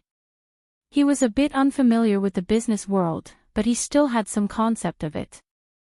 Yao Feng had also introduced Xie Junping and Hu Huaying to him before. Behind them was an extremely representative regional financial group of Xiao City. They had been operating for several decades, and their industries covered every corner of the city. They were absolutely not something that could be summarized in the medical group, ranches, and the like. Xie Junping and Hu Huaying, especially Xie Junping, should be core figures in any circle of rich second generations in the business world. But their current seating, their tone, and their demeanor were all eccentric and out of sync. There was also the youthful and bright female student. She said things like boss, follower, lover, bodyguard, and so on. Though she was mostly teasing and joking, the group of people sitting on the sofa actually didn't jeer or retort, regardless of whether they were happy or not. There was a faint sense of closeness within them. It could even be said that they had a superior and subordinate relationship. This was a model that the loose circle of rich second generations could never achieve. He Donglu was a big silk pants, yes, but he had been in a military and government family for a long time. His brain had never been lacking. Once he discovered a problem, his gaze swept over everyone's faces once more. This time, the objects of his observation weren't limited to beautiful women. He finally discovered that aside from the ones he paid attention to, the remaining few were all relatively old. They didn't have the slightest bit of scholarly air. They shouldn't belong in the category of participating in the party. He observed others, and others also looked at him. The emotions in their gazes were subtle. What's the meaning of this oldest guy staring at me like that? He looks quite familiar. Old Joe. Fuck. He Donglo's scalp suddenly tingled. His gaze drifted, and he instinctively avoided the gaze that was brimming with deep meaning. Then, his drifting gaze finally caught a glimpse of his own bodyguard, the old driver. He didn't even take a seat. His gaze was looking straight ahead, and he stood ramrod straight. He was perhaps even more serious than he was back in the army. At this time, Yao Feng made a phone call. Xie Junping contacted him, and the other side immediately asked, "Have you seen young Master He?" They just happened to be together. "It's Yao Xie." Xie Junping made a slight gesture towards He Donglu. Seeing that the latter didn't respond at all, he reported the location. "He's at the corner of the sofa in the bar." "Don't." He Donglu suddenly spoke. He suddenly stood up, giving Xie Junping a fright. He only saw He Donglu chuckle and reply, "There's no need for him to come. I just happen to have some business with him. See you guys later."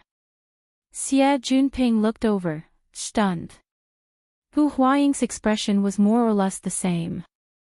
As for the two flower vases at He Donglo's side, they were even more dizzy. They stood up at a loss of what to do, completely unaware of what was going on. It was good to stand up, especially the flower vase on the left. Her posture was perfect. She helped him block the other side's line of sight. He Donglu only considered himself to be a role model of the new era, deceiving one's ears while stealing a bell. He didn't say anything else and headed outside the ring-shaped sofa. Tianxi subconsciously moved to the side to make way, but at this time, a swift and fierce tall and sturdy figure arrived. He raised his voice and laughed, "Oh my, so many people. Are there any seats left?" Crag Burst had arrived. Before his laughter faded, He Yuan coldly said, "Stand." "Ha!" Crag Burst stared blankly for a moment. He then saw a certain young man in a military uniform in the aisle of the ring-shaped sofa.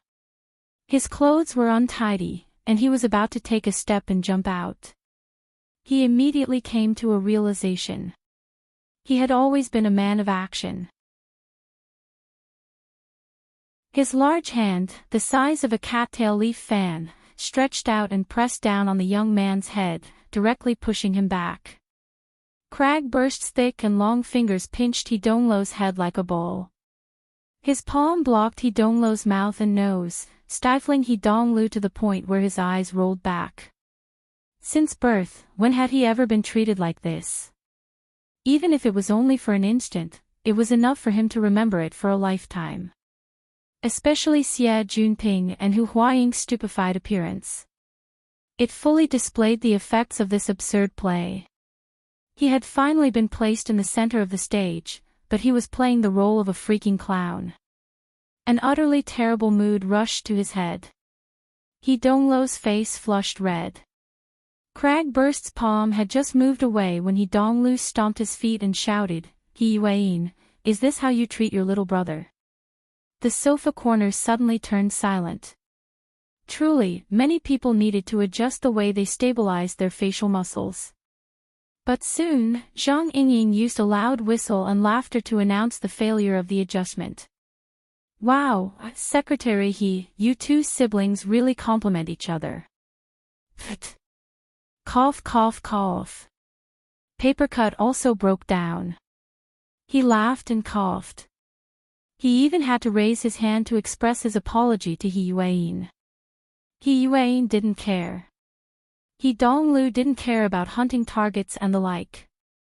He glared angrily at Zhang Yingying and the crowd of onlookers who were watching the show. Countless vicious thoughts flipped through his mind. But soon, He Yuan issued a new order. Take it off. These words came out of nowhere, but He Donglu understood in an instant. His face flushed even redder. He shouted, "Sis, leave me some face. This isn't a real military uniform. It's cosplay. A prop." He Yuan didn't say anything. She merely raised her head from the thick shadows and cast her clear and cold gaze. The left pretty face had long since been stupefied by this scene. Her legs went soft, and she fell back onto the sofa. There was no longer any barrier between the siblings. Everything was clear and distinct. He Donglu was afraid of this, not to mention that he was from a military family. His methods were indeed taboo. In the end, he could only grit his teeth and take off his military uniform. He conveniently stuffed it into the right pretty face's bosom. He waved his hand irritably, like he was shooing away chickens and ducks. He told the two pretty faces to scram. "All of you go. All of you go. Hurry up." The two pretty faces left with stupefied expressions. He Donglu only wore a white shirt on his upper body. Even though the temperature in the building was adjusted quite well, he still shivered under the psychological effects. He spread his hands toward He Yuan in extreme helplessness. "This should be fine, right?" He Yuan ignored him. She tilted her head slightly and asked Luo Nan in a soft voice, "Mr. Luo, are we going to the hospital now?" Luo Nan knew that this place was no longer suitable. He nodded and stood up. Everyone moved with him the moment he moved. The members of the society stood up in unison. People like Xie Junping and Tian Si, who had no concept of what was going on, stood up subconsciously. The group of people walked out in a dense mass. Hey! What the hell are you guys doing?" He Donglu suddenly became an invisible person. His urgent greetings were ignored. He was truly indignant. He couldn't help but reach out to grab his sister, but he didn't have the strength to do so. How could he grab her?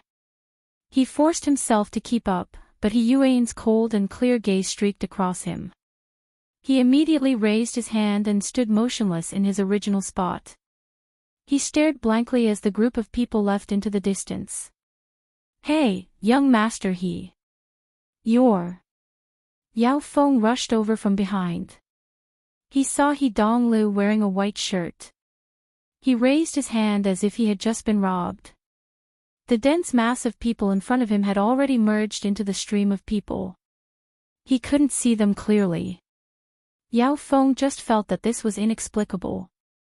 He called out, "Young master You can see me." "Ha! He Donglu no longer paid attention to Yao Feng. He just lowered his hand and sat back down on the sofa. Since He Yuan was here, he had already more or less guessed the group's background. Everyone in the family knew where He Yuan's focus of work was during this period of time. A group of arrogant soldiers and valiant generals. Criminals outside the law. He Donglu was still gnashing his teeth a bit, but he was confused in the blink of an eye. "Secretary? What the hell?" He Donglu tried to recall Luo Nan's face, but he was affected by his glasses and the dim lighting. He was unable to remember Luo Nan's face clearly. His mind spun a few times, and his impression became even more blurry. He leaned back, nearly giving up. But an exceptionally clear picture inexplicably flipped over in his mind. In the dusky region, the ripples of light were faintly discernible. Luo Nan and He Yuan sat side by side. One was stooped, the other upright. And wasn't the distance a bit too close?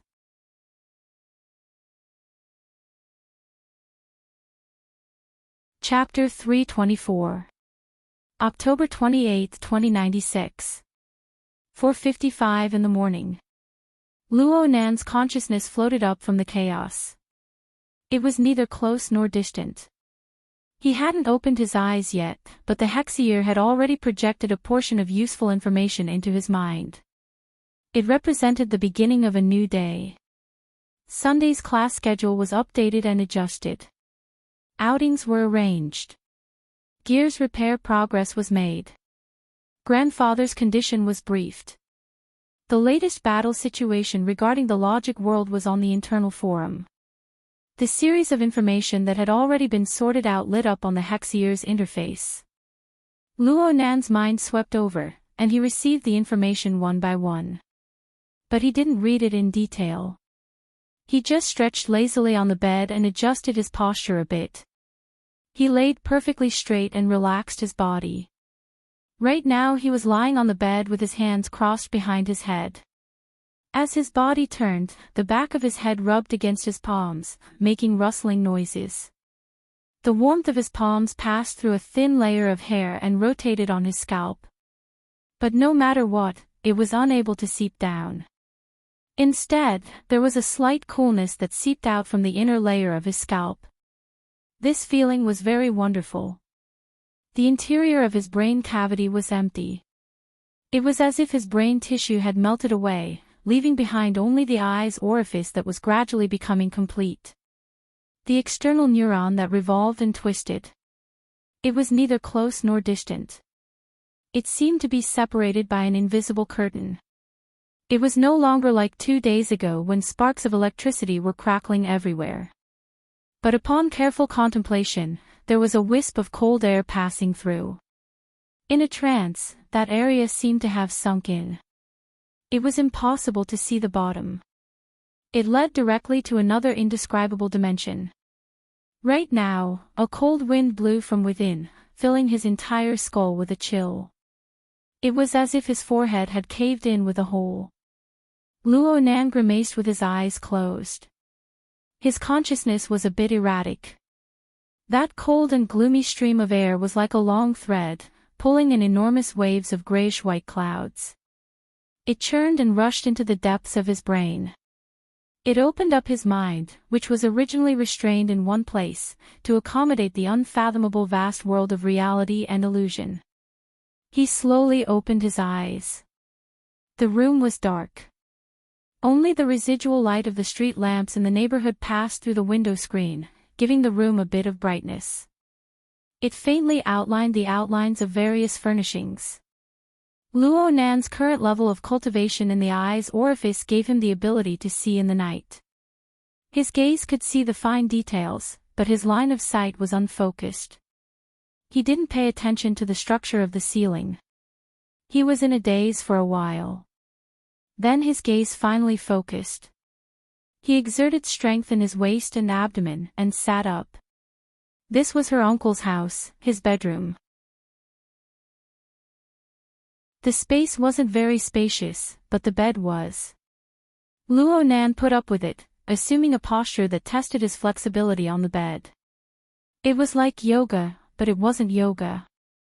It wasn't guidance, but it was loosening his muscles and bones, training his body. His entire body was like a deformed meatball. He tossed and turned from one end of the bed to the other.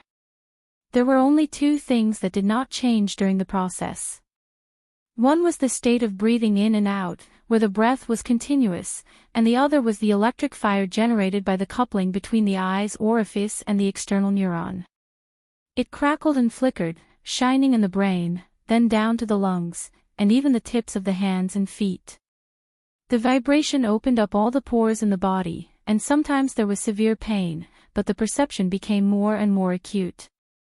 This morning exercise class lasted for 40 minutes. Although it was all bed exercises, most of the exercises involved touching the bones, flesh, and tendons. It was quite comprehensive. Not to mention, there was also the coupling force of the two sets of gears within the framework of order that affected the entire body. It was both a tempering and a torture. The feeling was definitely not one of enjoyment.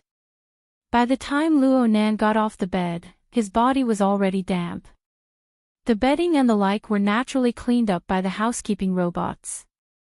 Luo Nan only went to the bathroom to take a shower. He looked into the mirror, which was mostly obscured by steam. He saw his body, which was still thin, and his eyes, which were densely covered in cracks. The cracks in his pupils seemed to have shrunk a bit compared to 2 days ago. He still looked quite horrifying, and there were occasional flows of electricity. There was nothing to say. He had to cover it up. Luo Nan picked up the mirror case by his hand and put the contact lenses in his eyes. He couldn't use the other functions of this toy, but the effects of the contact lenses were first class. Luo Nan waited until everything was ready. He was dressed neatly, and he recovered his appearance as a young student. He went downstairs and went out to begin his routine morning run. He had just run out of the house when the sound of whistling entered his ears. It was transmitted through the hex ear, followed by a temporary tactical position. Luo Nan went through the information in his mind.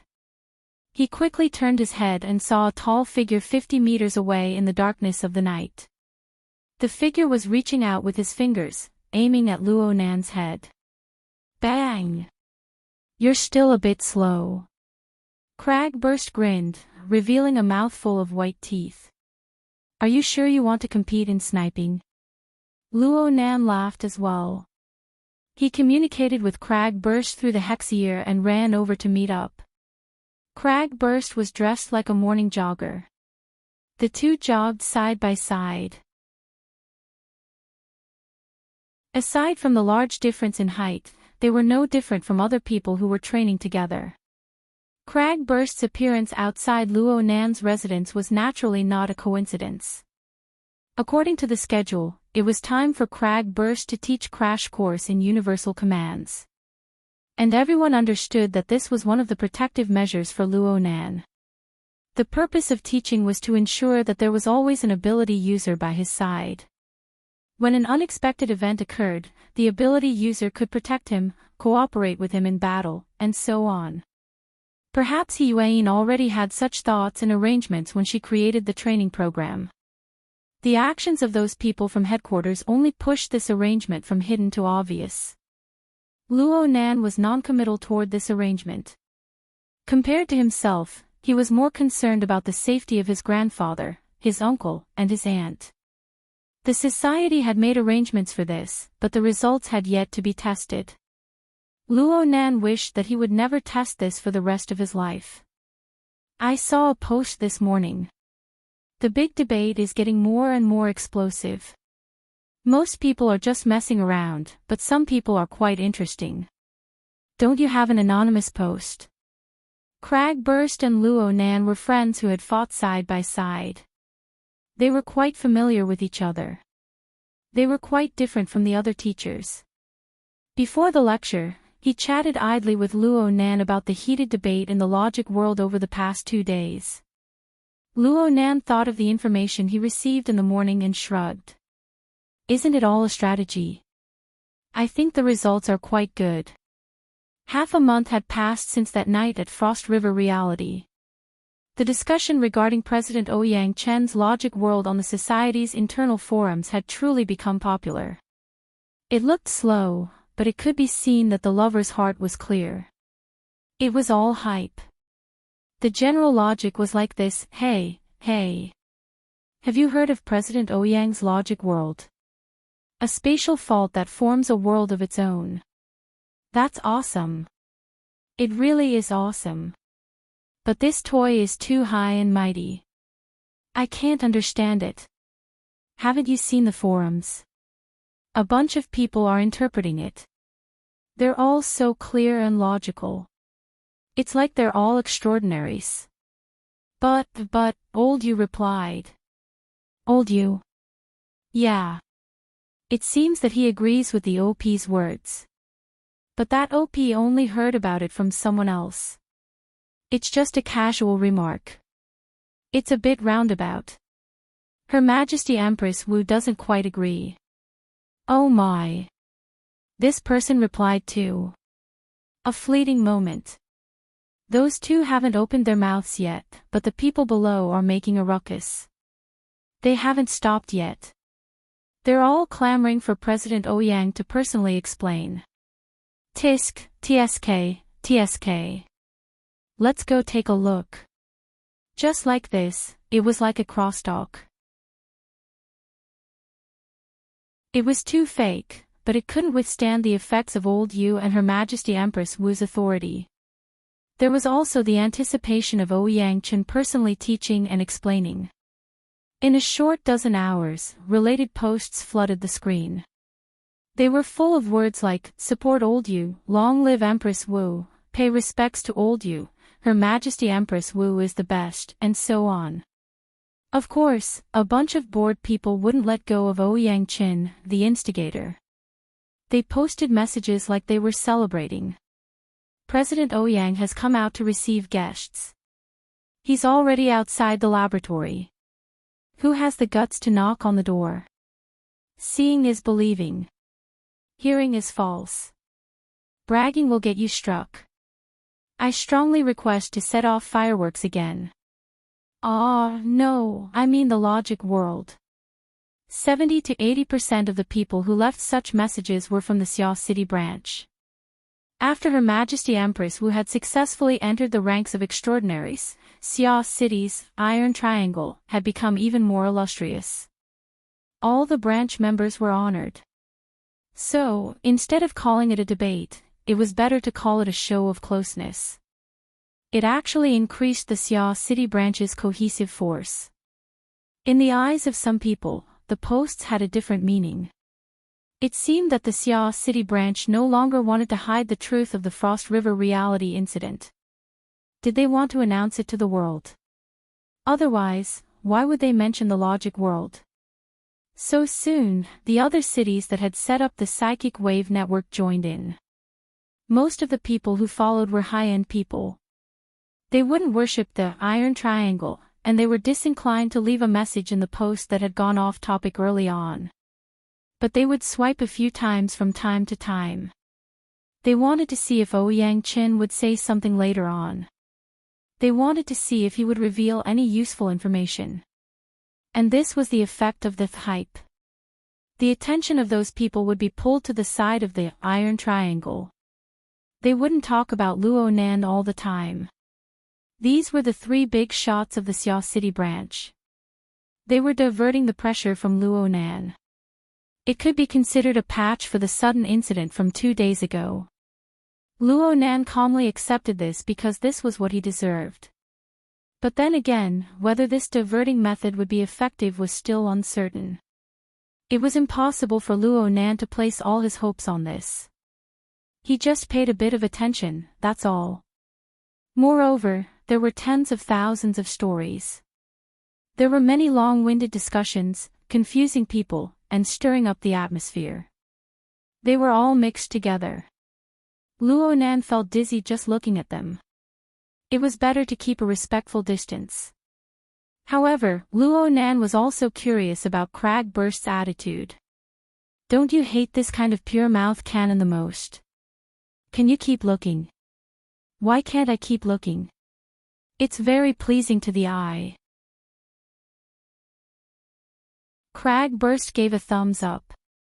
Her Majesty Empress Wu is really cool this time. She took all kinds of private photos. She's so beautiful. And then there's that group of girls from her firm. They're lining up to take photos together. This is a once-in-a-decade opportunity. Hurry up and save them. Remember not to save them on the psychic wave network. Otherwise, if Her Majesty is in a bad mood, all the collections will be finished. Fine. Luo Nan now understood why the popularity of the post had exploded. But then again, Her Majesty Empress Wu was a legendary woman. Luo Nan had long heard of her name, but he never had the chance to meet her. He was very curious as to what kind of person she was. She was able to tame Zhang Yingying, who had a temperament like hers. Luo Nan's thought was born, and he wanted to observe. He never expected that Cragburst would scream as soon as he opened the page from the Hexier. Fuck. My cloud drive.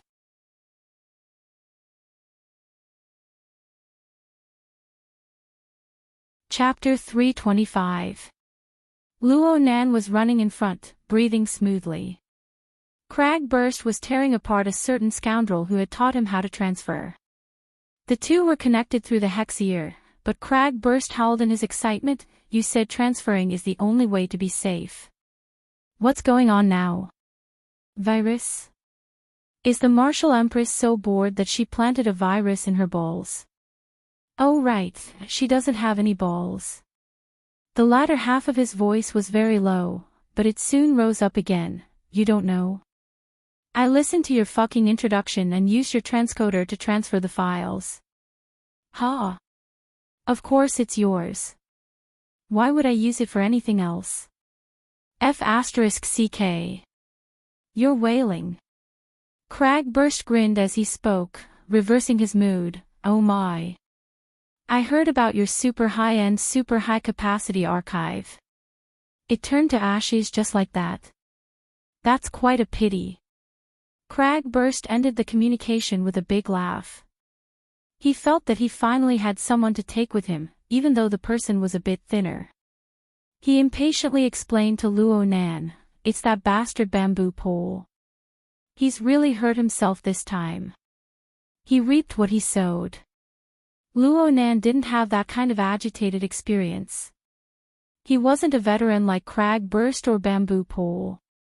He just followed along and asked, isn't it troublesome to transfer from the psychic wave network to the internet? I heard so. But it's fine as long as we know how to use the tools. Bamboo Pole wrote a few small programs that are quite easy to use. Of course, he's screwed this time. Is it a simple information transfer, or is it an interference and coupling between the mental and material planes? Don't. Let's not talk about this. You can just ask Bamboo Pole later. Cragburst immediately called for a stop. He wasn't interested in pure theory at all, especially with Luo Nan's fierce reputation. If Luo Nan really got up early in the morning, it was as if he had drunk 3 liters of alcohol. His day would be wasted. Cragburst admitted defeat, but Luo Nan was a bit regretful. Right now, he was very interested in all phenomena and theories that could involve format conversion, interference coupling, and so on. His breakthrough 2 days ago had opened a door to him. The door was full of treasures, but there were far too many treasures. He hadn't completely sorted them out yet. He needed to continue working hard. Luo Nan's morning running exercise had just begun. He thought for a bit and changed the topic. I still haven't thanked you. Cragburst waved his hand. How could that be? This sort of mission is easy and convenient, and you get points too. Only your secretary would be so considerate in arranging it. No, I'm not talking about that. I'm talking about the analysis of winning and losing factors and the mentality of facing the enemy. What you told me was really useful and helped me a lot. Let's talk about some experience. If we can use it, it means that we have a tacit understanding. Cragburst rubbed his big bald head. He was quite proud of himself. He gave Luo Nan another thumbs up. You were able to find a concept that suits you so quickly. You're quite amazing. Oh right. I heard from Zhang Yingying that it's called coupling. To be precise, it's formatting theory. Coupling is a type of application. It turns theory into reality. Luo Nan knew that Cragburst didn't want to listen to theory, so he didn't say too much. According to Cragburst's suggestion, one must have an unshakable conviction when facing a powerful enemy. That conviction must be established upon one's most irreplaceable advantage. Luo Nan didn't hesitate too much. He chose formatting theory. Only a complete set of laws and rules established upon the foundation of formatting theory could be an irreplaceable element fused into his bloodline. It was formatting theory that brought him inconceivable experiences. It presented the marvels of the dark side of the world to him. It allowed him to know what others didn't know. It allowed him to see what others didn't see. It also gave him the authority of certain laws and rules. And what was even more fortunate was that he was able to comprehend his mother's coupling theory in time. He borrowed the heart lantern of the eye's orifice that Xiao Xinyu had taught him to put the capital of formatting theory into practice. He could completely use a lofty tone to speak to an ability user like Black Beetle like that. You can't see what I can see. You don't know what I know. You can't compare to what I can control. You can't reach where I'm at. Frankly speaking, this feeling wasn't bad. Luo Nan grinned and laughed. The temperature flowing through his veins seemed to increase somewhat. On the other side, Cragburst pondered for a bit. He grunted twice and then opened his mouth to speak. It's obviously good to be able to find a conviction. However, it's not enough to just look at victory. You have to look at defeat. There's no one in this world who can win forever and never lose. It's said that President Ouyang was beaten to the point of questioning life when he was young. When that time comes, it will be time for you to be tested. Luo Nan turned his head to glance at him and nodded. I'm prepared. A bit of mental preparation is absolutely not enough. Cragburst gave a piece of advice as someone with experience. It's hard for even the calmest person to thoroughly discover their own flaws during victory. But after a crushing defeat, mistakes will be magnified. It's far too hard to maintain a normal state of mind. Therefore, it needs to be tough. It needs to be quenched and polished over and over again. In the end, the existing structure needs to be completely smashed to pieces. Only then can a good piece of steel be refined. The most taboo thing is to sway left and right.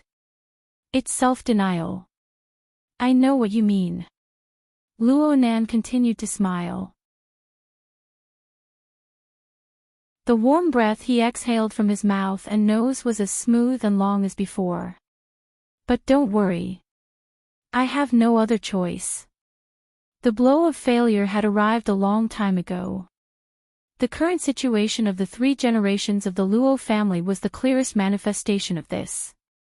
But since his grandfather, mother, and perhaps even his father, all of his flesh and blood had poured their blood and sweat into formatting theory, Luo Nan was destined to be the driver and reviser of formatting theory before it crashed, even if it appeared to be a sports car that had gone out of control at high speeds.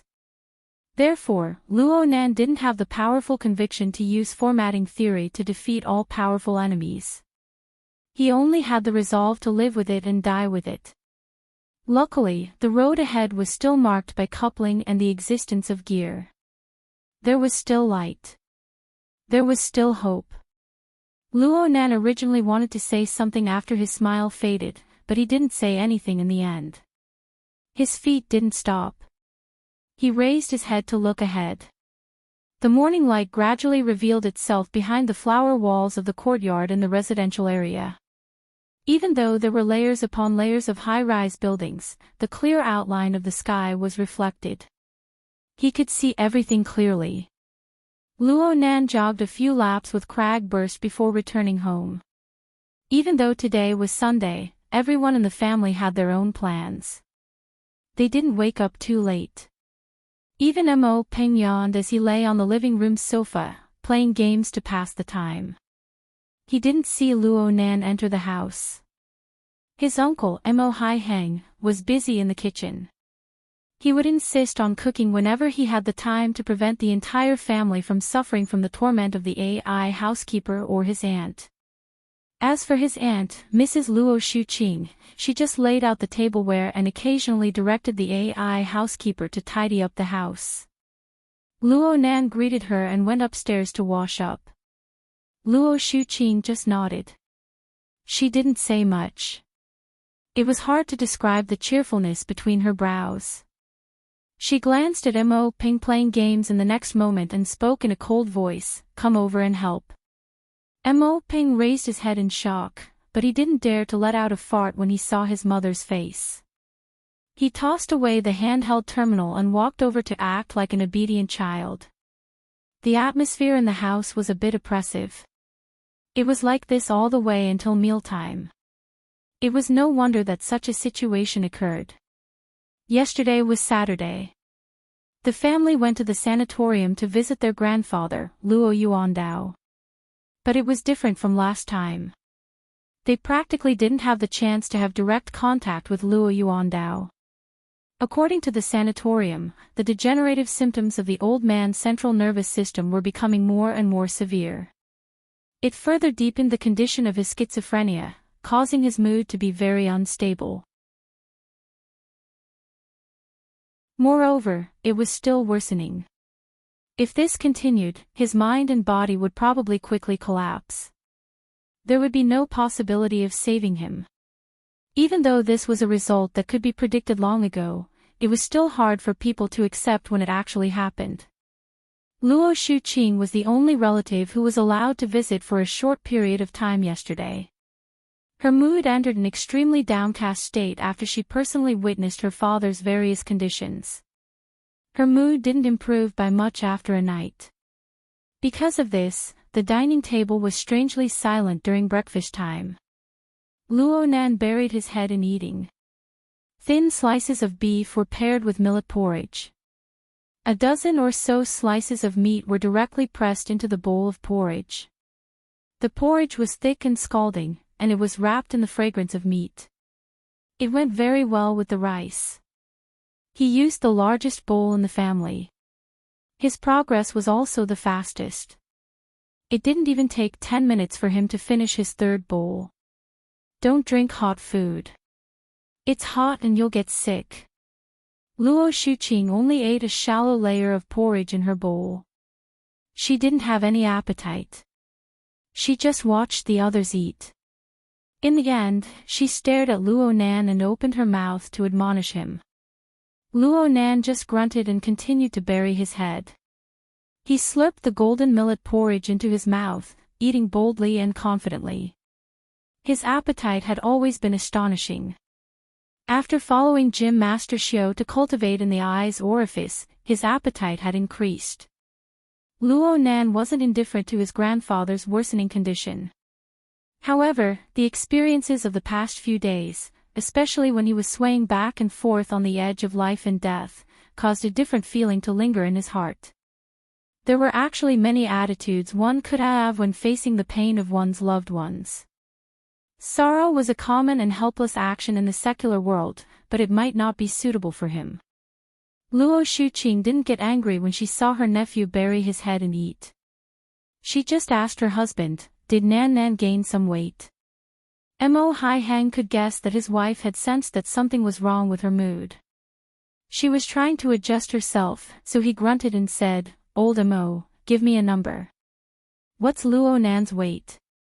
Old Mo was the AI housekeeper. He grasped the body data and health index of the entire family. He immediately responded with a magnetic baritone voice. Mr. Luo Nan's weight was measured at 52.6 kilograms on October 28th. His BMI is 18.8, that's fine. Mo Haihang nodded at Luo Nan. You've put on a bit more weight recently. Your complexion looks better, though it's still on the light side. Luo Shuqing felt a bit gratified. Her lips curved into a smile. It looks like practicing martial arts was the right choice to stay in the hospital for a long time. I'll let the chubby kid go later. Mo Peng had been shot while eating. He immediately opened his eyes wide with an innocent expression. Luo Nan swallowed the piece of meat in his mouth and helped him out of this predicament. Gym Master Xiao is about to move. The dojo will be temporarily closed for business. Luo Shuqing furrowed her brows. Then what are you going to do? I don't go much. I just need to give some pointers occasionally. They only accepted me because of Leicester. This can't happen again. 2 days ago, Xie Junping wanted to join in on the fun, but he was rejected. Luo Nan didn't speak a single word of falsehood. At most, it was a bit exaggerated. Luo Shuqing stared at Mo Peng with a face full of disdain. You found a dozen excuses when I asked you to spar with me. Now you don't have a chance. Look at that belly of yours. The Mo family and the Luo family don't have anyone with a body like yours. Mo Peng was suddenly questioned about the purity of his bloodline. He was drunk. He couldn't help retorting, I'm still in my puberty period, okay? How am I supposed to grow taller if I'm skinny? Let's not talk about anything else. If I'm shorter than Moya in the future, am I supposed to blame you guys for being biased? Moya. Luo Shuqing suddenly laughed. You're talking about that unfilial girl who ran away from home. You don't need to worry. I'll break her legs when she gets back.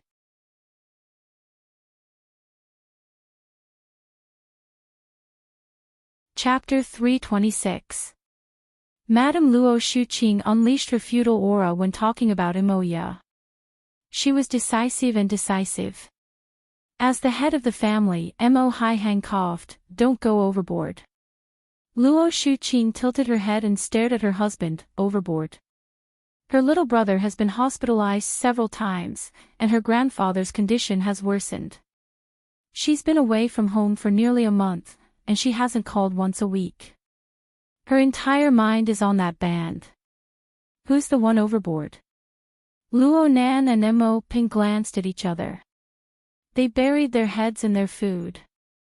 Of course, they couldn't tell their aunt or mother that Moya had rushed back to see Luo Nan the second time he was admitted to the hospital.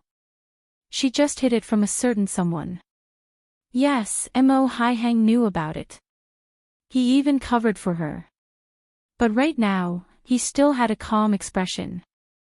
It was quite admirable. Mo Ping saw that his father was acting beautifully, and his brain heated up. He blurted, she'll be back in a week. You can teach her a lesson when the time comes. Who's wrong? Is there anyone who curses their sister like that? Luo Shuqing shot him a cold glance. She seemed to be shifting her anger. Mo Ping stepped on a landmine. He buried his head back down with a face of grief and indignation. Luo Nan had been burying his head in his food the entire time, but he was distracted by the topic of Moya. Luo Shuqing was worried. He was worried as well. But they were worried in different directions. They were in troubled times. Even with the support of the Xia City branch, it was hard to take care of the entire family. Not to mention that Moya was hundreds of kilometers away in a border town. In terms of worry, he was even more worried than his aunt. Nan, what are your plans for today? Luo Shuqing wanted to ease the atmosphere. She no longer clung to her son and turned to ask Luo Nan, bringing him back to reality. Luo Nan answered honestly, I need to go to the maintenance center in the West City. I accidentally broke one of Gym Master Xiu's things a few days ago at the Daoguan. I need to go get it fixed. Luo Shuqing was a bit surprised. West City. That's quite far. Should I take you there? No need. I've already booked a car. It'll be there after dinner. Luo Nan quickly finished eating. He tidied up a bit and ran out. The car he booked was Cragburst's military off-road vehicle. It was parked outside the residential area and had been waiting for a long time. Cragburst's original off-road vehicle had already been destroyed on the recycling stratum. This was a newly purchased one, and it looked even more domineering. Luo Nan sat in the front passenger seat and adjusted his posture. The car was a military-style car, so the seat was a bit hard. But it was truly spacious. With his height, he could practically stretch his legs in the seat. TSK, how much is this car? About 2 million. Cragburst started up the car and ran over the road like a tank. Not long after, he cut into the high-speed magnetic track and continued to accelerate. Luo Nan used to be the least concerned about this sort of thing, but right now he was very envious. Tycoon. Are all ability users easy to earn money? Why can't I find a way? Cragburst laughed. You're still thinking about 60 million. Didn't the secretary say she would help you find one? I can't always trouble her. Luo Nan's two palms fiercely pressed against his temples. He propped up his elbows, half stretching, half venting. He had hardly ever worried about money before. After all, he was the only son of the Luo family. His parents had invested in his education and living funds when he was born. He had a fixed amount of credits to spend every month. Add the doting of his aunt and uncle, and Moya's financial support, and he was barely able to support himself even when he was conducting pharmaceutical research. But if he wanted to purchase the mutant devil ray in the crystal pillar of Ocean Sky Cloud City, the large sum of 60 million far exceeded his level of living. If he was still that stuffy research student and followed the prescribed routine, it wouldn't be easy for him to earn this much money in his lifetime. And now, he heard that the Yao family couldn't stand the destruction the devil ray was causing to the ecosystem within the crystal pillar. They were constantly contacting the next family. Perhaps the price would drop if he dragged it out for a bit longer, but it wouldn't mean much to Luo Nan. The most important thing was that he didn't have enough time. Oh my. I get annoyed just thinking about money. Luo Nan sighed. He only had this sort of opportunity to vent his frustrations in front of someone he was familiar with like Cragburst. Cragburst curled his lips. Your appetite is too big. Money doesn't just fall from the sky. If you really can't do it, I'll sponsor you a few million later. I'll make up for the difference or something. We're in a society of credit. Who would have so much spare money? Luo Nan leaned against the back of his seat. He cupped his hands weakly. Thanks. But I'd rather you introduce me to a way to make money. I have no clue at all. Where did you find it before? Ren Buffa of the Society. I've looked for both official and private matters. It's all points and resources. I've never seen cash. There are points to exchange, but the market price of one honor point is 1 million. It's like trying to put out a cart of firewood with a cup of water.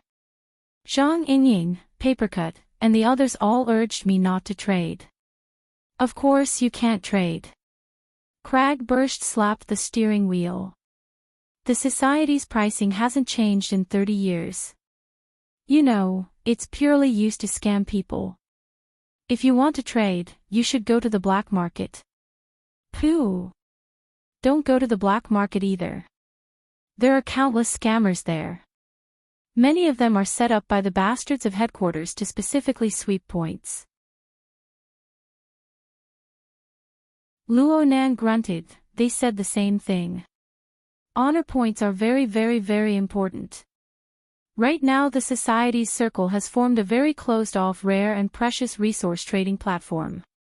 It's either barter or use honor points as money. Nothing else matters. Cragburst was still worried that Luo Nan didn't know the depth of things and that he would run headfirst into it and be countered by others. Cragburst put in more effort to explain. In my opinion, this is the biggest reason why the society is able to last until today. Look at how the society has caused the heavens to be angry and the people to be resentful. Especially headquarters. But the majority of people are still here. There are still large groups of people who are sharpening their brains to get in. Why? Isn't it because of this resource trading platform? It's whetting everyone's appetite. You can't see it right now, but when you go deeper into cultivation, you'll need maintenance, treatment, and advancement. Large amounts of points will be casually thrown out. One mistake and your progress will stagnate for several years. Luo Nan nodded, then shook his head. He laughed bitterly. Right now I just want to make money. Make a lot of money. Cragburst grinned. So you're looking in the wrong direction. The society's trading platform has already formed a closed-off circle. The money of the secular society isn't worth a fart. If you really want to make money, and you want to rely on your extraordinary abilities to make money, then you need to find those circles that are neither close nor distant from us. Neither close nor distant? In other words, those who know of the existence of the inner world but don't possess the relevant abilities themselves. They hope to hire ability users to do a few special things. Individuals, financial groups, military and political powers, and so on. Cragburst turned his head to look at Luo Nan's face a few times when he spoke up to this point. He had a rare hesitation. This circle is half black and half white. Perhaps it's too early for you to make contact with it. What's too early? It's too late to make money right now. Oh, hold on. Using ability users. You mean, to do some illegal things? Luo Nan came to a realization. Cragburst shrugged. It's half and half. It depends on luck. Then. I'll go try my luck. Fine. In any case, with your current ability, it's just a matter of time before you make contact with these people. I'll take you on a trip later. This circle is mainly concentrated in a few private clubs. Most of the transactions are done face-to-face. Only after you get familiar with them can you take up work online and negotiate prices. Cragburst gave Luo Nan some relevant information, but he only spoke in general terms. Luo Nan could only understand the specific content after he made contact with them. Today was certainly not the day. Luo Nan's main mission right now was to repair the central mechanical device of the Tai Chi ball. Luo Nan and Cragburst used an hour's drive to arrive at an electronic equipment shopping center located in the western district of the city. It was called Crossover. This crossover electronic city was a good place to ask Papercut for advice. There were over 10,000 stores of various sizes inside, and it was integrated with a large 24-hour repair service center.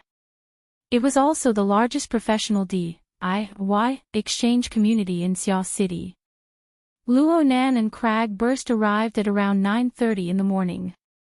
The electronic city was already crowded with people. Hundreds and thousands of unmanned devices crisscrossed in the dedicated tunnels above each floor. It was a bustling scene. Their destination was none other than the large 24-hour repair service center. Luo Nan followed the process and handed over the mechanical parts that needed to be repaired, the reservation number, and so on to the registration desk. Maintenance workers were assigned, and they followed the hovering ball to the corresponding workstation. They saw the pretty maintenance consultant and waited. The hardware facilities of the repair center were extremely excellent. Even the waiting area was arranged in an extremely comfortable and luxurious manner. There was also a surveillance video that led directly to the workstation. It could be displayed in the form of a 3D holographic projection, allowing the maintenance workers to have a panoramic view of their work progress. It was as if the maintenance workers were right next to them. However, it gave people the feeling that a considerable service fee was likely to be pasted on top of the maintenance fees. There were many eyes here, so Cragburst didn't discuss sensitive topics with Luo Nan. He looked at the workstation situation in extreme boredom. He wasn't interested in the maintenance worker who wore a work mask. He swept his eyes over the electronic price list and clicked his tongue over and over. This place is recommended by Papercut. He can't be a broker here, right? For a price that could make a nouveau riche like Cragburst click his tongue, it was more or less the same for Luo Nan. However, he still believed in Papercut's sincerity. He just laughed and didn't respond. On the other side, the maintenance consultant poured tea for them. She spoke in a soft and gentle voice, "Sirs, please be at ease. This is one of the 20A class workstations in the repair center. The maintenance workers, related personnel, and equipment are all top-notch in Xia City. We will certainly be able to provide the most efficient service to our customers." A beep sounded from the workstation before she even finished speaking. A message was transmitted back. The maintenance consultant received the message and was slightly stunned. She then smiled at Luo Nan, revealing her standard 8 teeth. "Hello, customer. Since the situation of the product you sent for repair is a bit special, the maintenance worker will personally explain the situation." She turned to the side and made some fine adjustments, allowing the holographic projection to be clearer. However, the maintenance worker displayed on the projection wasn't as pleasing to the eye as she was. The maintenance worker had already stopped his inspection work. He lifted his mask, revealing his thin cheeks. His appearance was unremarkable. But since he was able to work as a technician on an A-class workstation, he was undoubtedly an outstanding professional. He sat behind the workstation and nodded toward Luo Nan and Cragburst. He looked quite amiable.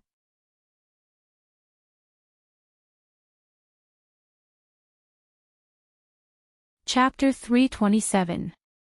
"Hello, worker Zhai." Luo Nan greeted politely, but he soon blinked his eyes. He felt that this maintenance technician was a bit familiar. Furthermore, he noticed that worker Zhai seemed to be sizing him up as well. Worker Zhai's gaze wasn't directed at his face. Instead, it lingered on the notebook between his elbows. Their eyes met again. Worker Zhai smiled and continued, "There are no relevant records of the product sent by the customer for repair. Preliminary confirmation is that it's a DIY product. Speaking of which, this student seems to like this kind of thing." Luo Nan was startled. He looked at where worker Zhai's gaze landed, and memories from the depths of his brain were flipped to the surface. He suddenly realized why worker Zhai's face felt so familiar. He had indeed seen it before. Last month, he had a conflict with Li Shueqing and his gang, and his flexible e-ink screen was trampled. Taking advantage of the Precision Electronics Interest Club's club activity, he wanted to repair it. It was this worker Zhai who had disassembled the flexible e-ink screen, allowing Luo Nan to discover the external neuron. He remembered that he had behaved rather rudely in a moment of desperation. Fortunately, this worker Zhai had a good temper and did not hold it against him. Luo Nan revealed a smile as well. "Ah, worker Zhai works here. Many thanks for the other day. What are you thanking me for?" "All I did was dismantle and reassemble it once, nothing else. By the way, is that board fixed?" Luo Nan didn't know how to answer the question. While he was stunned, worker Zhai changed the topic. "What you brought today is also a DIY product. There's no ready-made manual to refer to, so it'll be more troublesome to repair. Currently, the number of visitors in the center hasn't reached the maximum, so I suggest you apply for a special service. It'll be much faster." DIY. In other words, it wasn't mass-produced. Luo Nan was a bit surprised, but he felt that this was reasonable. Apart from the dojos, he had never seen such a Tai Chi ball. He felt that its range of application was relatively narrow. Before he could respond, Cragburst asked the maintenance consultant at his side, "This counts as an impromptu upgrade, right? What's the price?" The pretty maintenance consultant explained softly, "The two gentlemen have been booked by someone else on their behalf. All expenses for today will be borne by that customer. As for the exclusive service, it was mainly to move from the current open workbench to an independent studio to satisfy the need for privacy. It's still within the scope of the client's authority, so there's no need for additional expenses." "Is that so? Papercut is being so generous. Let's not be unreasonable. Let's just turn." Cragburst simply overstepped his boundaries and helped Luo Nan make the decision. Luo Nan had no objections.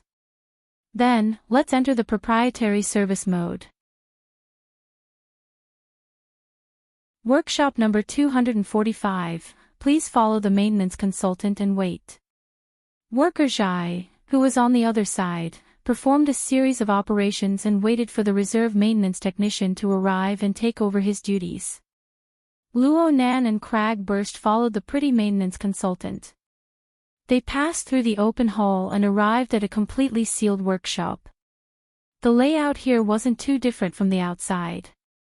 The only difference was that there were a few more facilities, but it was even more cramped.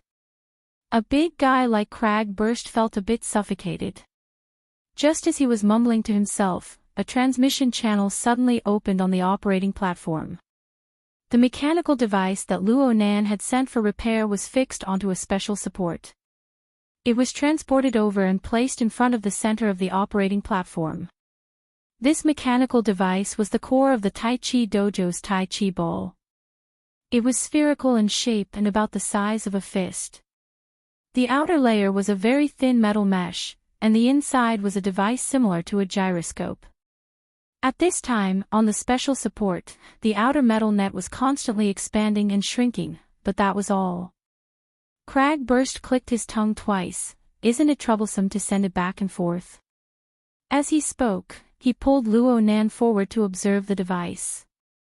The maintenance consultant had told them before that an independent workshop was different from the outside.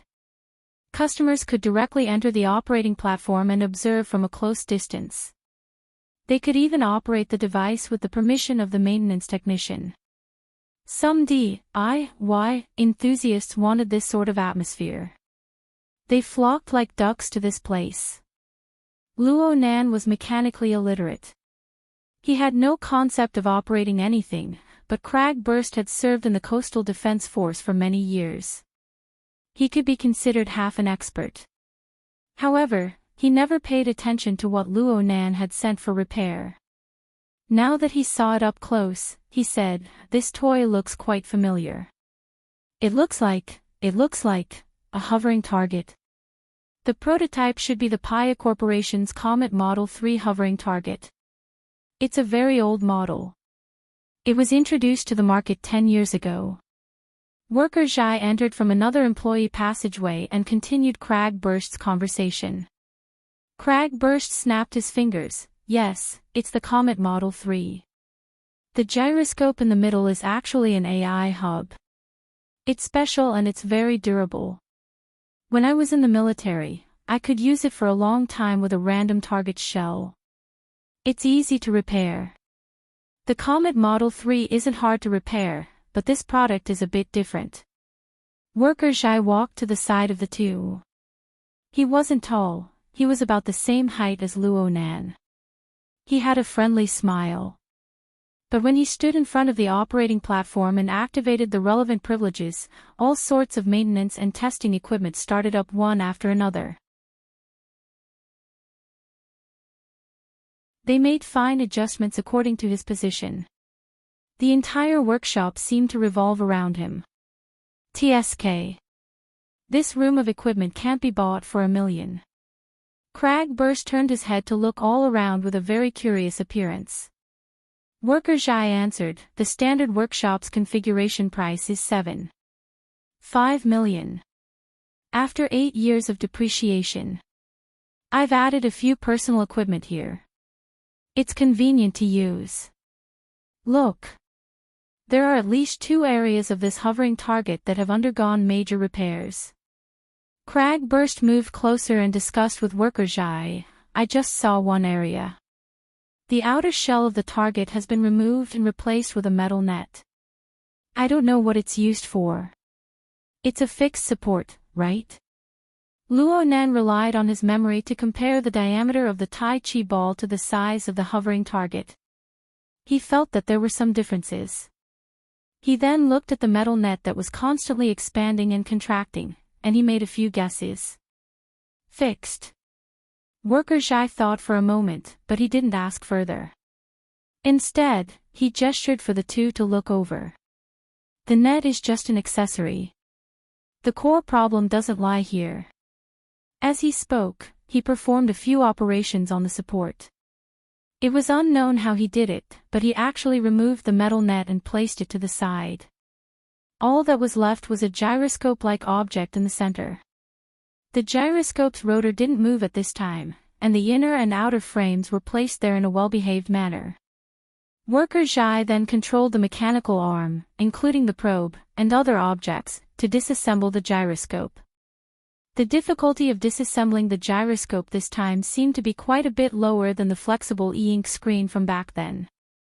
Within a short minute, the three heard a slight clicking sound. It seemed that some sort of mechanism had been activated. The gyroscope's central axis was disassembled from the top to the bottom, revealing an object that looked like broken glass. Next, Worker Zhai operated the mechanical arm and used special tweezers to pluck the object out. He placed it on a miniature support and slightly secured it. It could be seen at this time that the object's outer appearance was actually quite regular. It was rhombohedral, and it had clearly undergone precision processing. A central control chip? Cragburst asked in a low voice. His breathing slowed down a bit, afraid that he would blow this thing away. Luo Nan didn't speak. He just narrowed his eyes.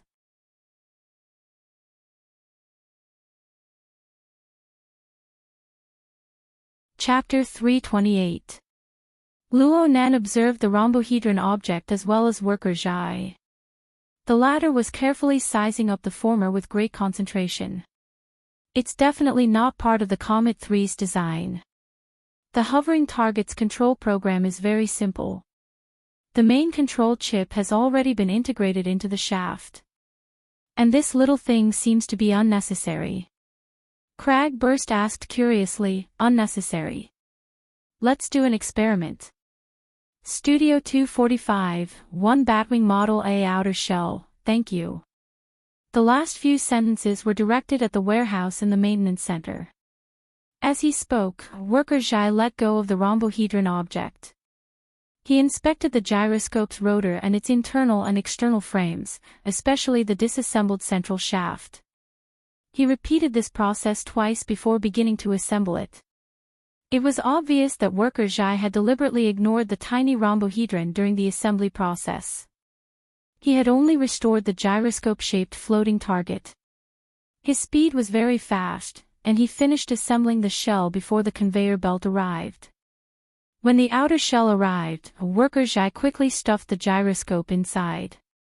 In the end, what appeared before Luo Nan and Cragburst's eyes was a very strange bowl-shaped object. It looked like a flying saucer that wasn't very regular.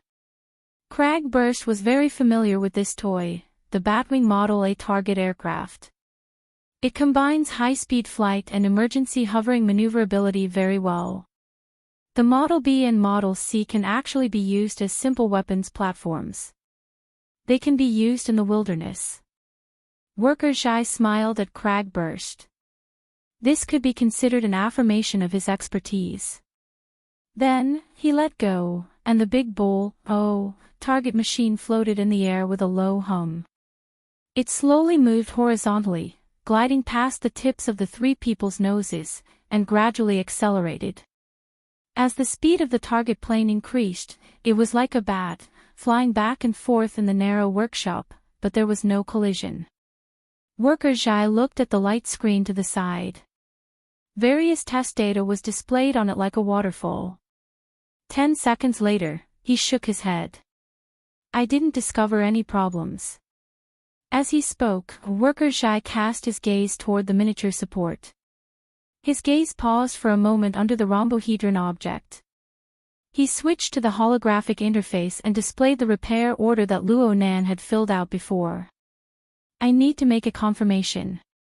The fault you discovered, Mr. Luo. It's a Tai Chi ball that can float in the air. Luo Nan was very cooperative as he gave a general description of the situation. Worker Zhai thought for a moment, then asked, how heavy is the Tai Chi ball? It's half the height of a person and it's made of hard metal. It should weigh at least a few hundred kilograms. Luo Nan really wasn't too sure. Worker Zhai made a sound of surprise. Cragburst coughed. Nanster, the motor of the floating target can only lift 5 kilograms at most. Worker Zhai shook his head. I don't see any changes to the floating target's propulsion and transmission mechanism. Oh, if the metal mesh is used as a support, then it can be considered a part of the transmission mechanism. However, its propulsion doesn't make sense. Is that so? Luo Nan only had a superficial understanding of the Tai Chi ball. It was very hard for him to answer such a question. After a moment of consideration, he could only pull up his contact list and call Shuelei. At this time, Shuelei was at home. It seemed like he was still doing a lot of training. He was panting slightly. He really didn't want to waste any time. Of course, he was familiar with the Tai Chi ball, but the problem was that he was not good with words. If he really had to describe it, he would not be able to express himself. The Taiji ball is able to continuously accumulate and transform the energy that is struck into various forms of rebounding force. It can also directly change the nature of the energy. Crag Burst bumped Luo Nan with his shoulder. He's worthy of being your best friend. It's the same. Luo Nan ignored him. He still wanted to communicate with Shuelei, but Shuelei had already found a more efficient method. How about this? I recorded a video last year about training with the Tai Chi ball. I'll send it to you now. You'll understand once you see it. It's true. The video file was right next to his hand, and Shuelei immediately began to transfer it.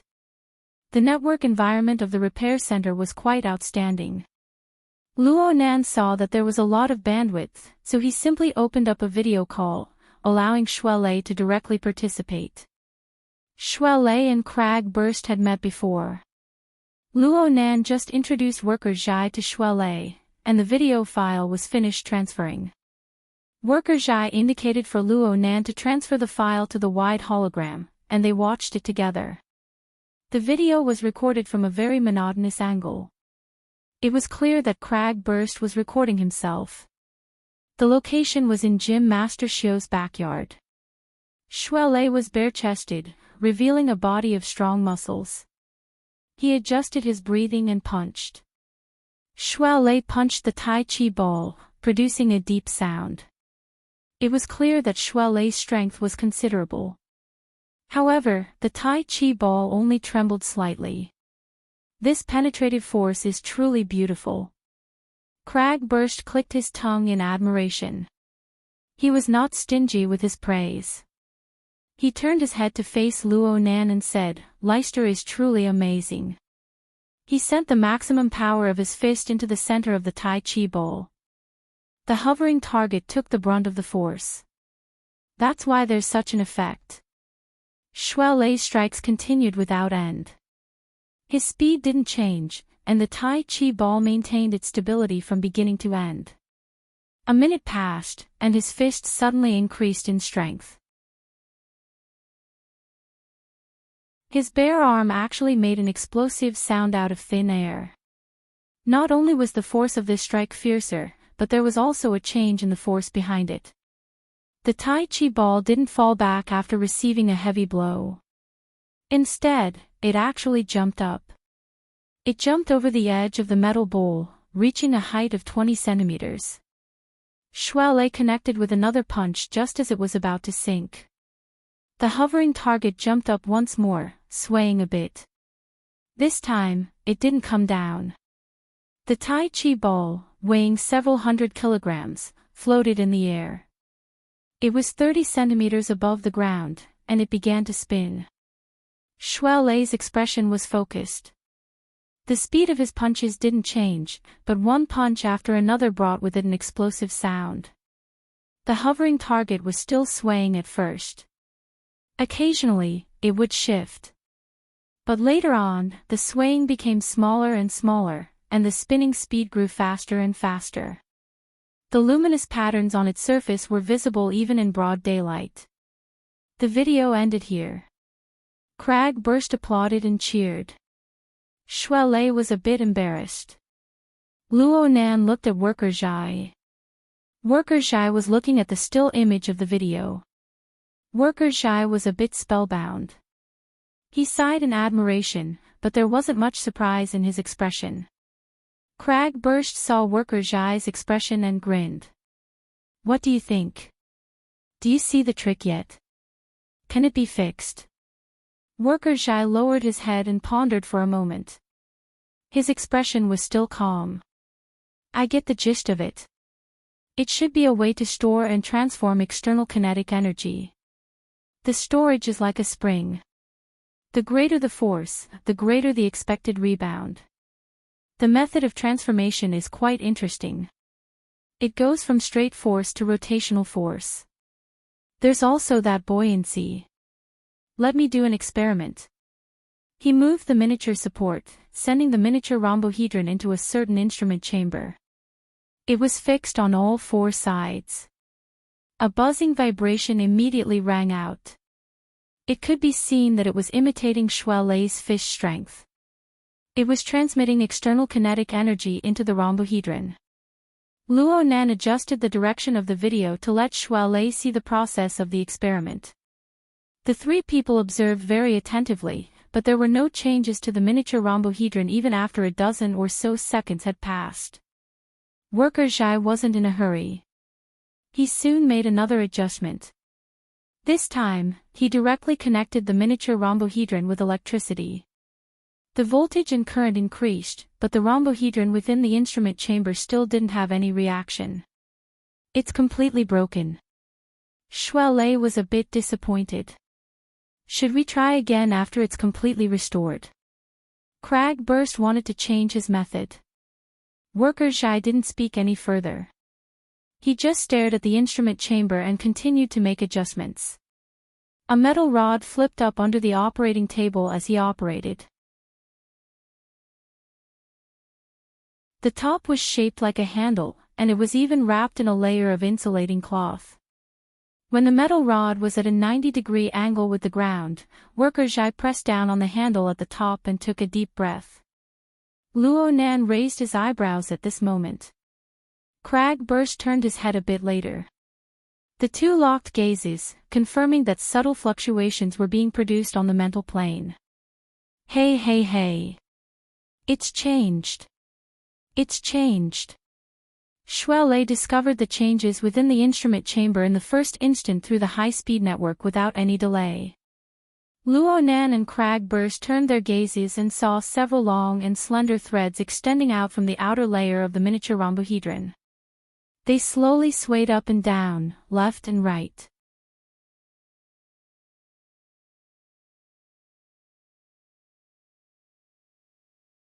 Chapter 329.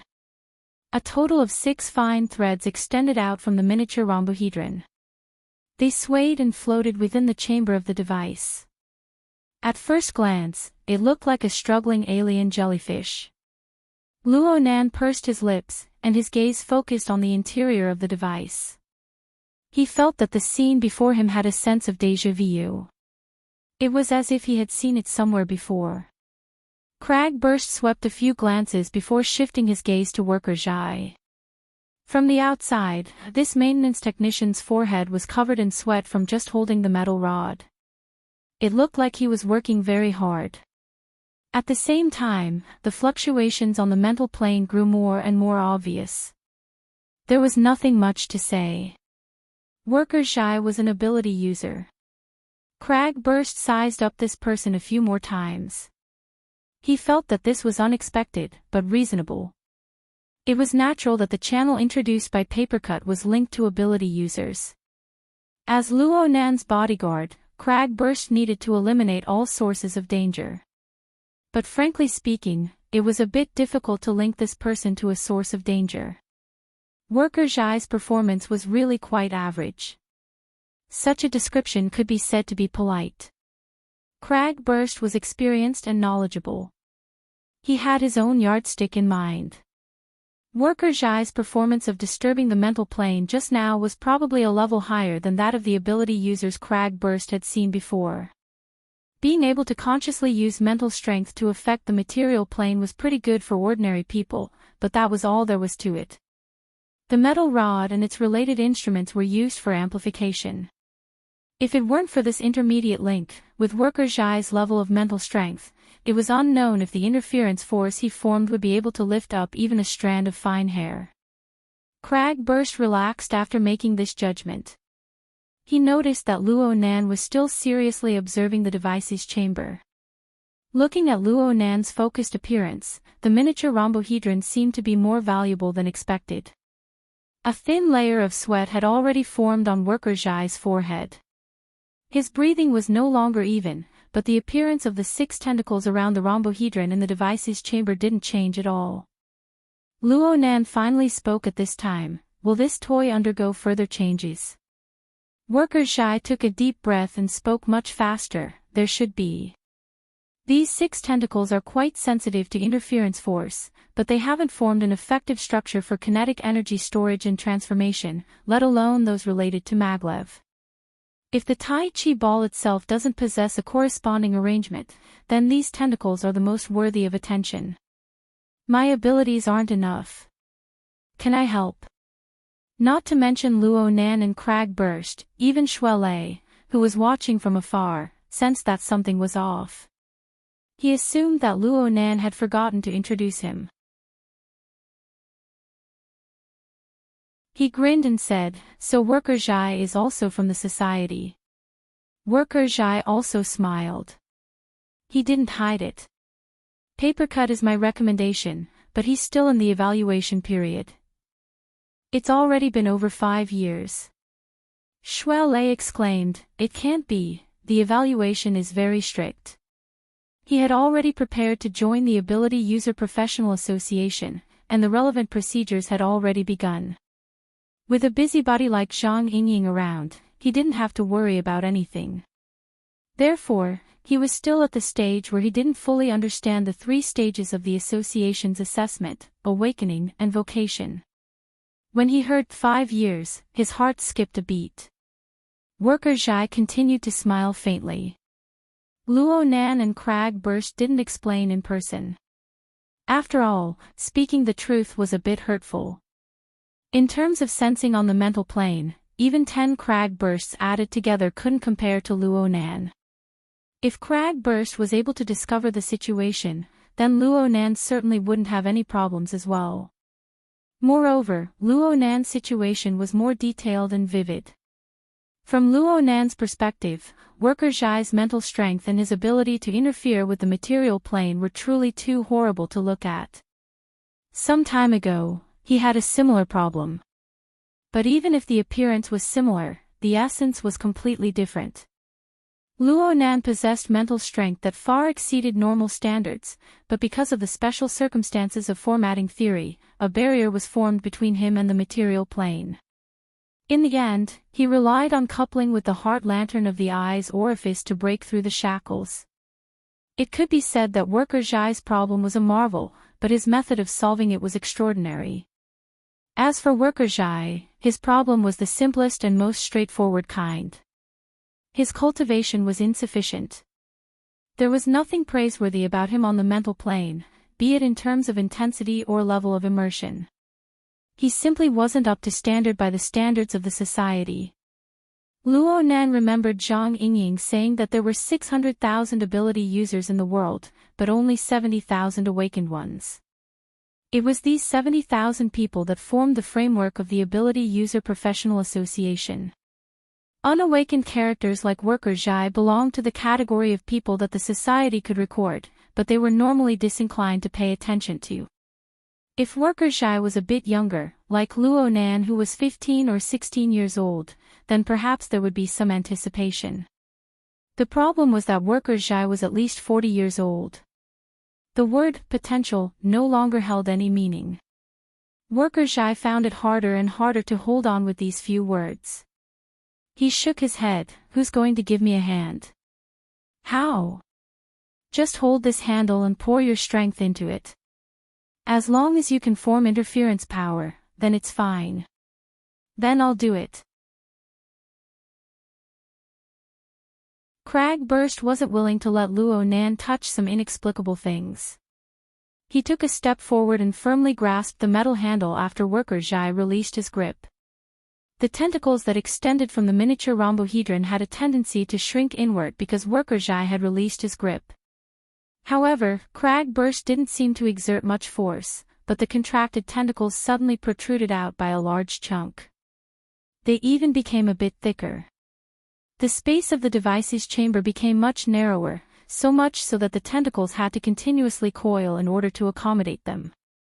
Soon, the four people could clearly see that 5 forks had silently separated from each tentacle. They were finer than the tentacles of the previous level, and they were slowly elongating.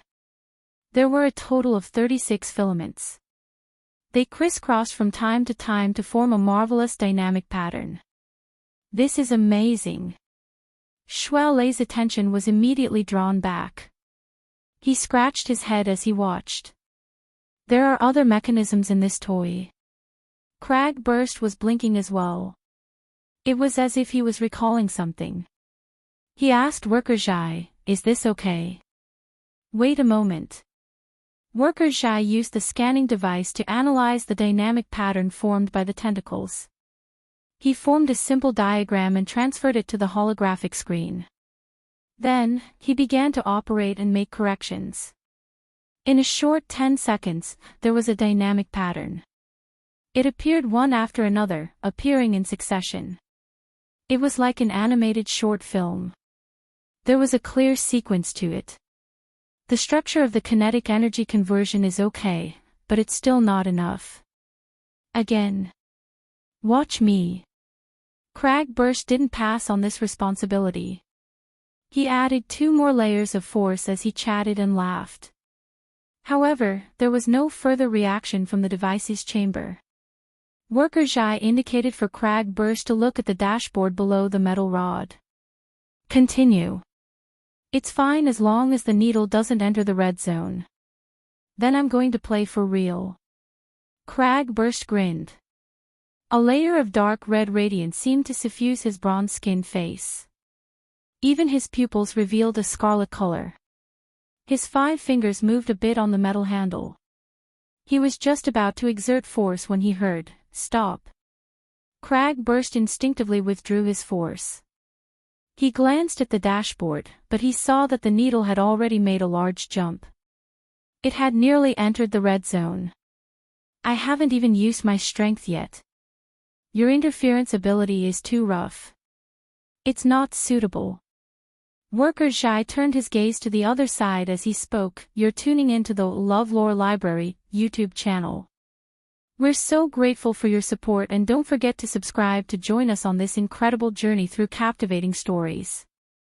Your generosity through donations truly makes a world of difference, as it's the primary source of revenue that allows me to expand and enhance this channel for you.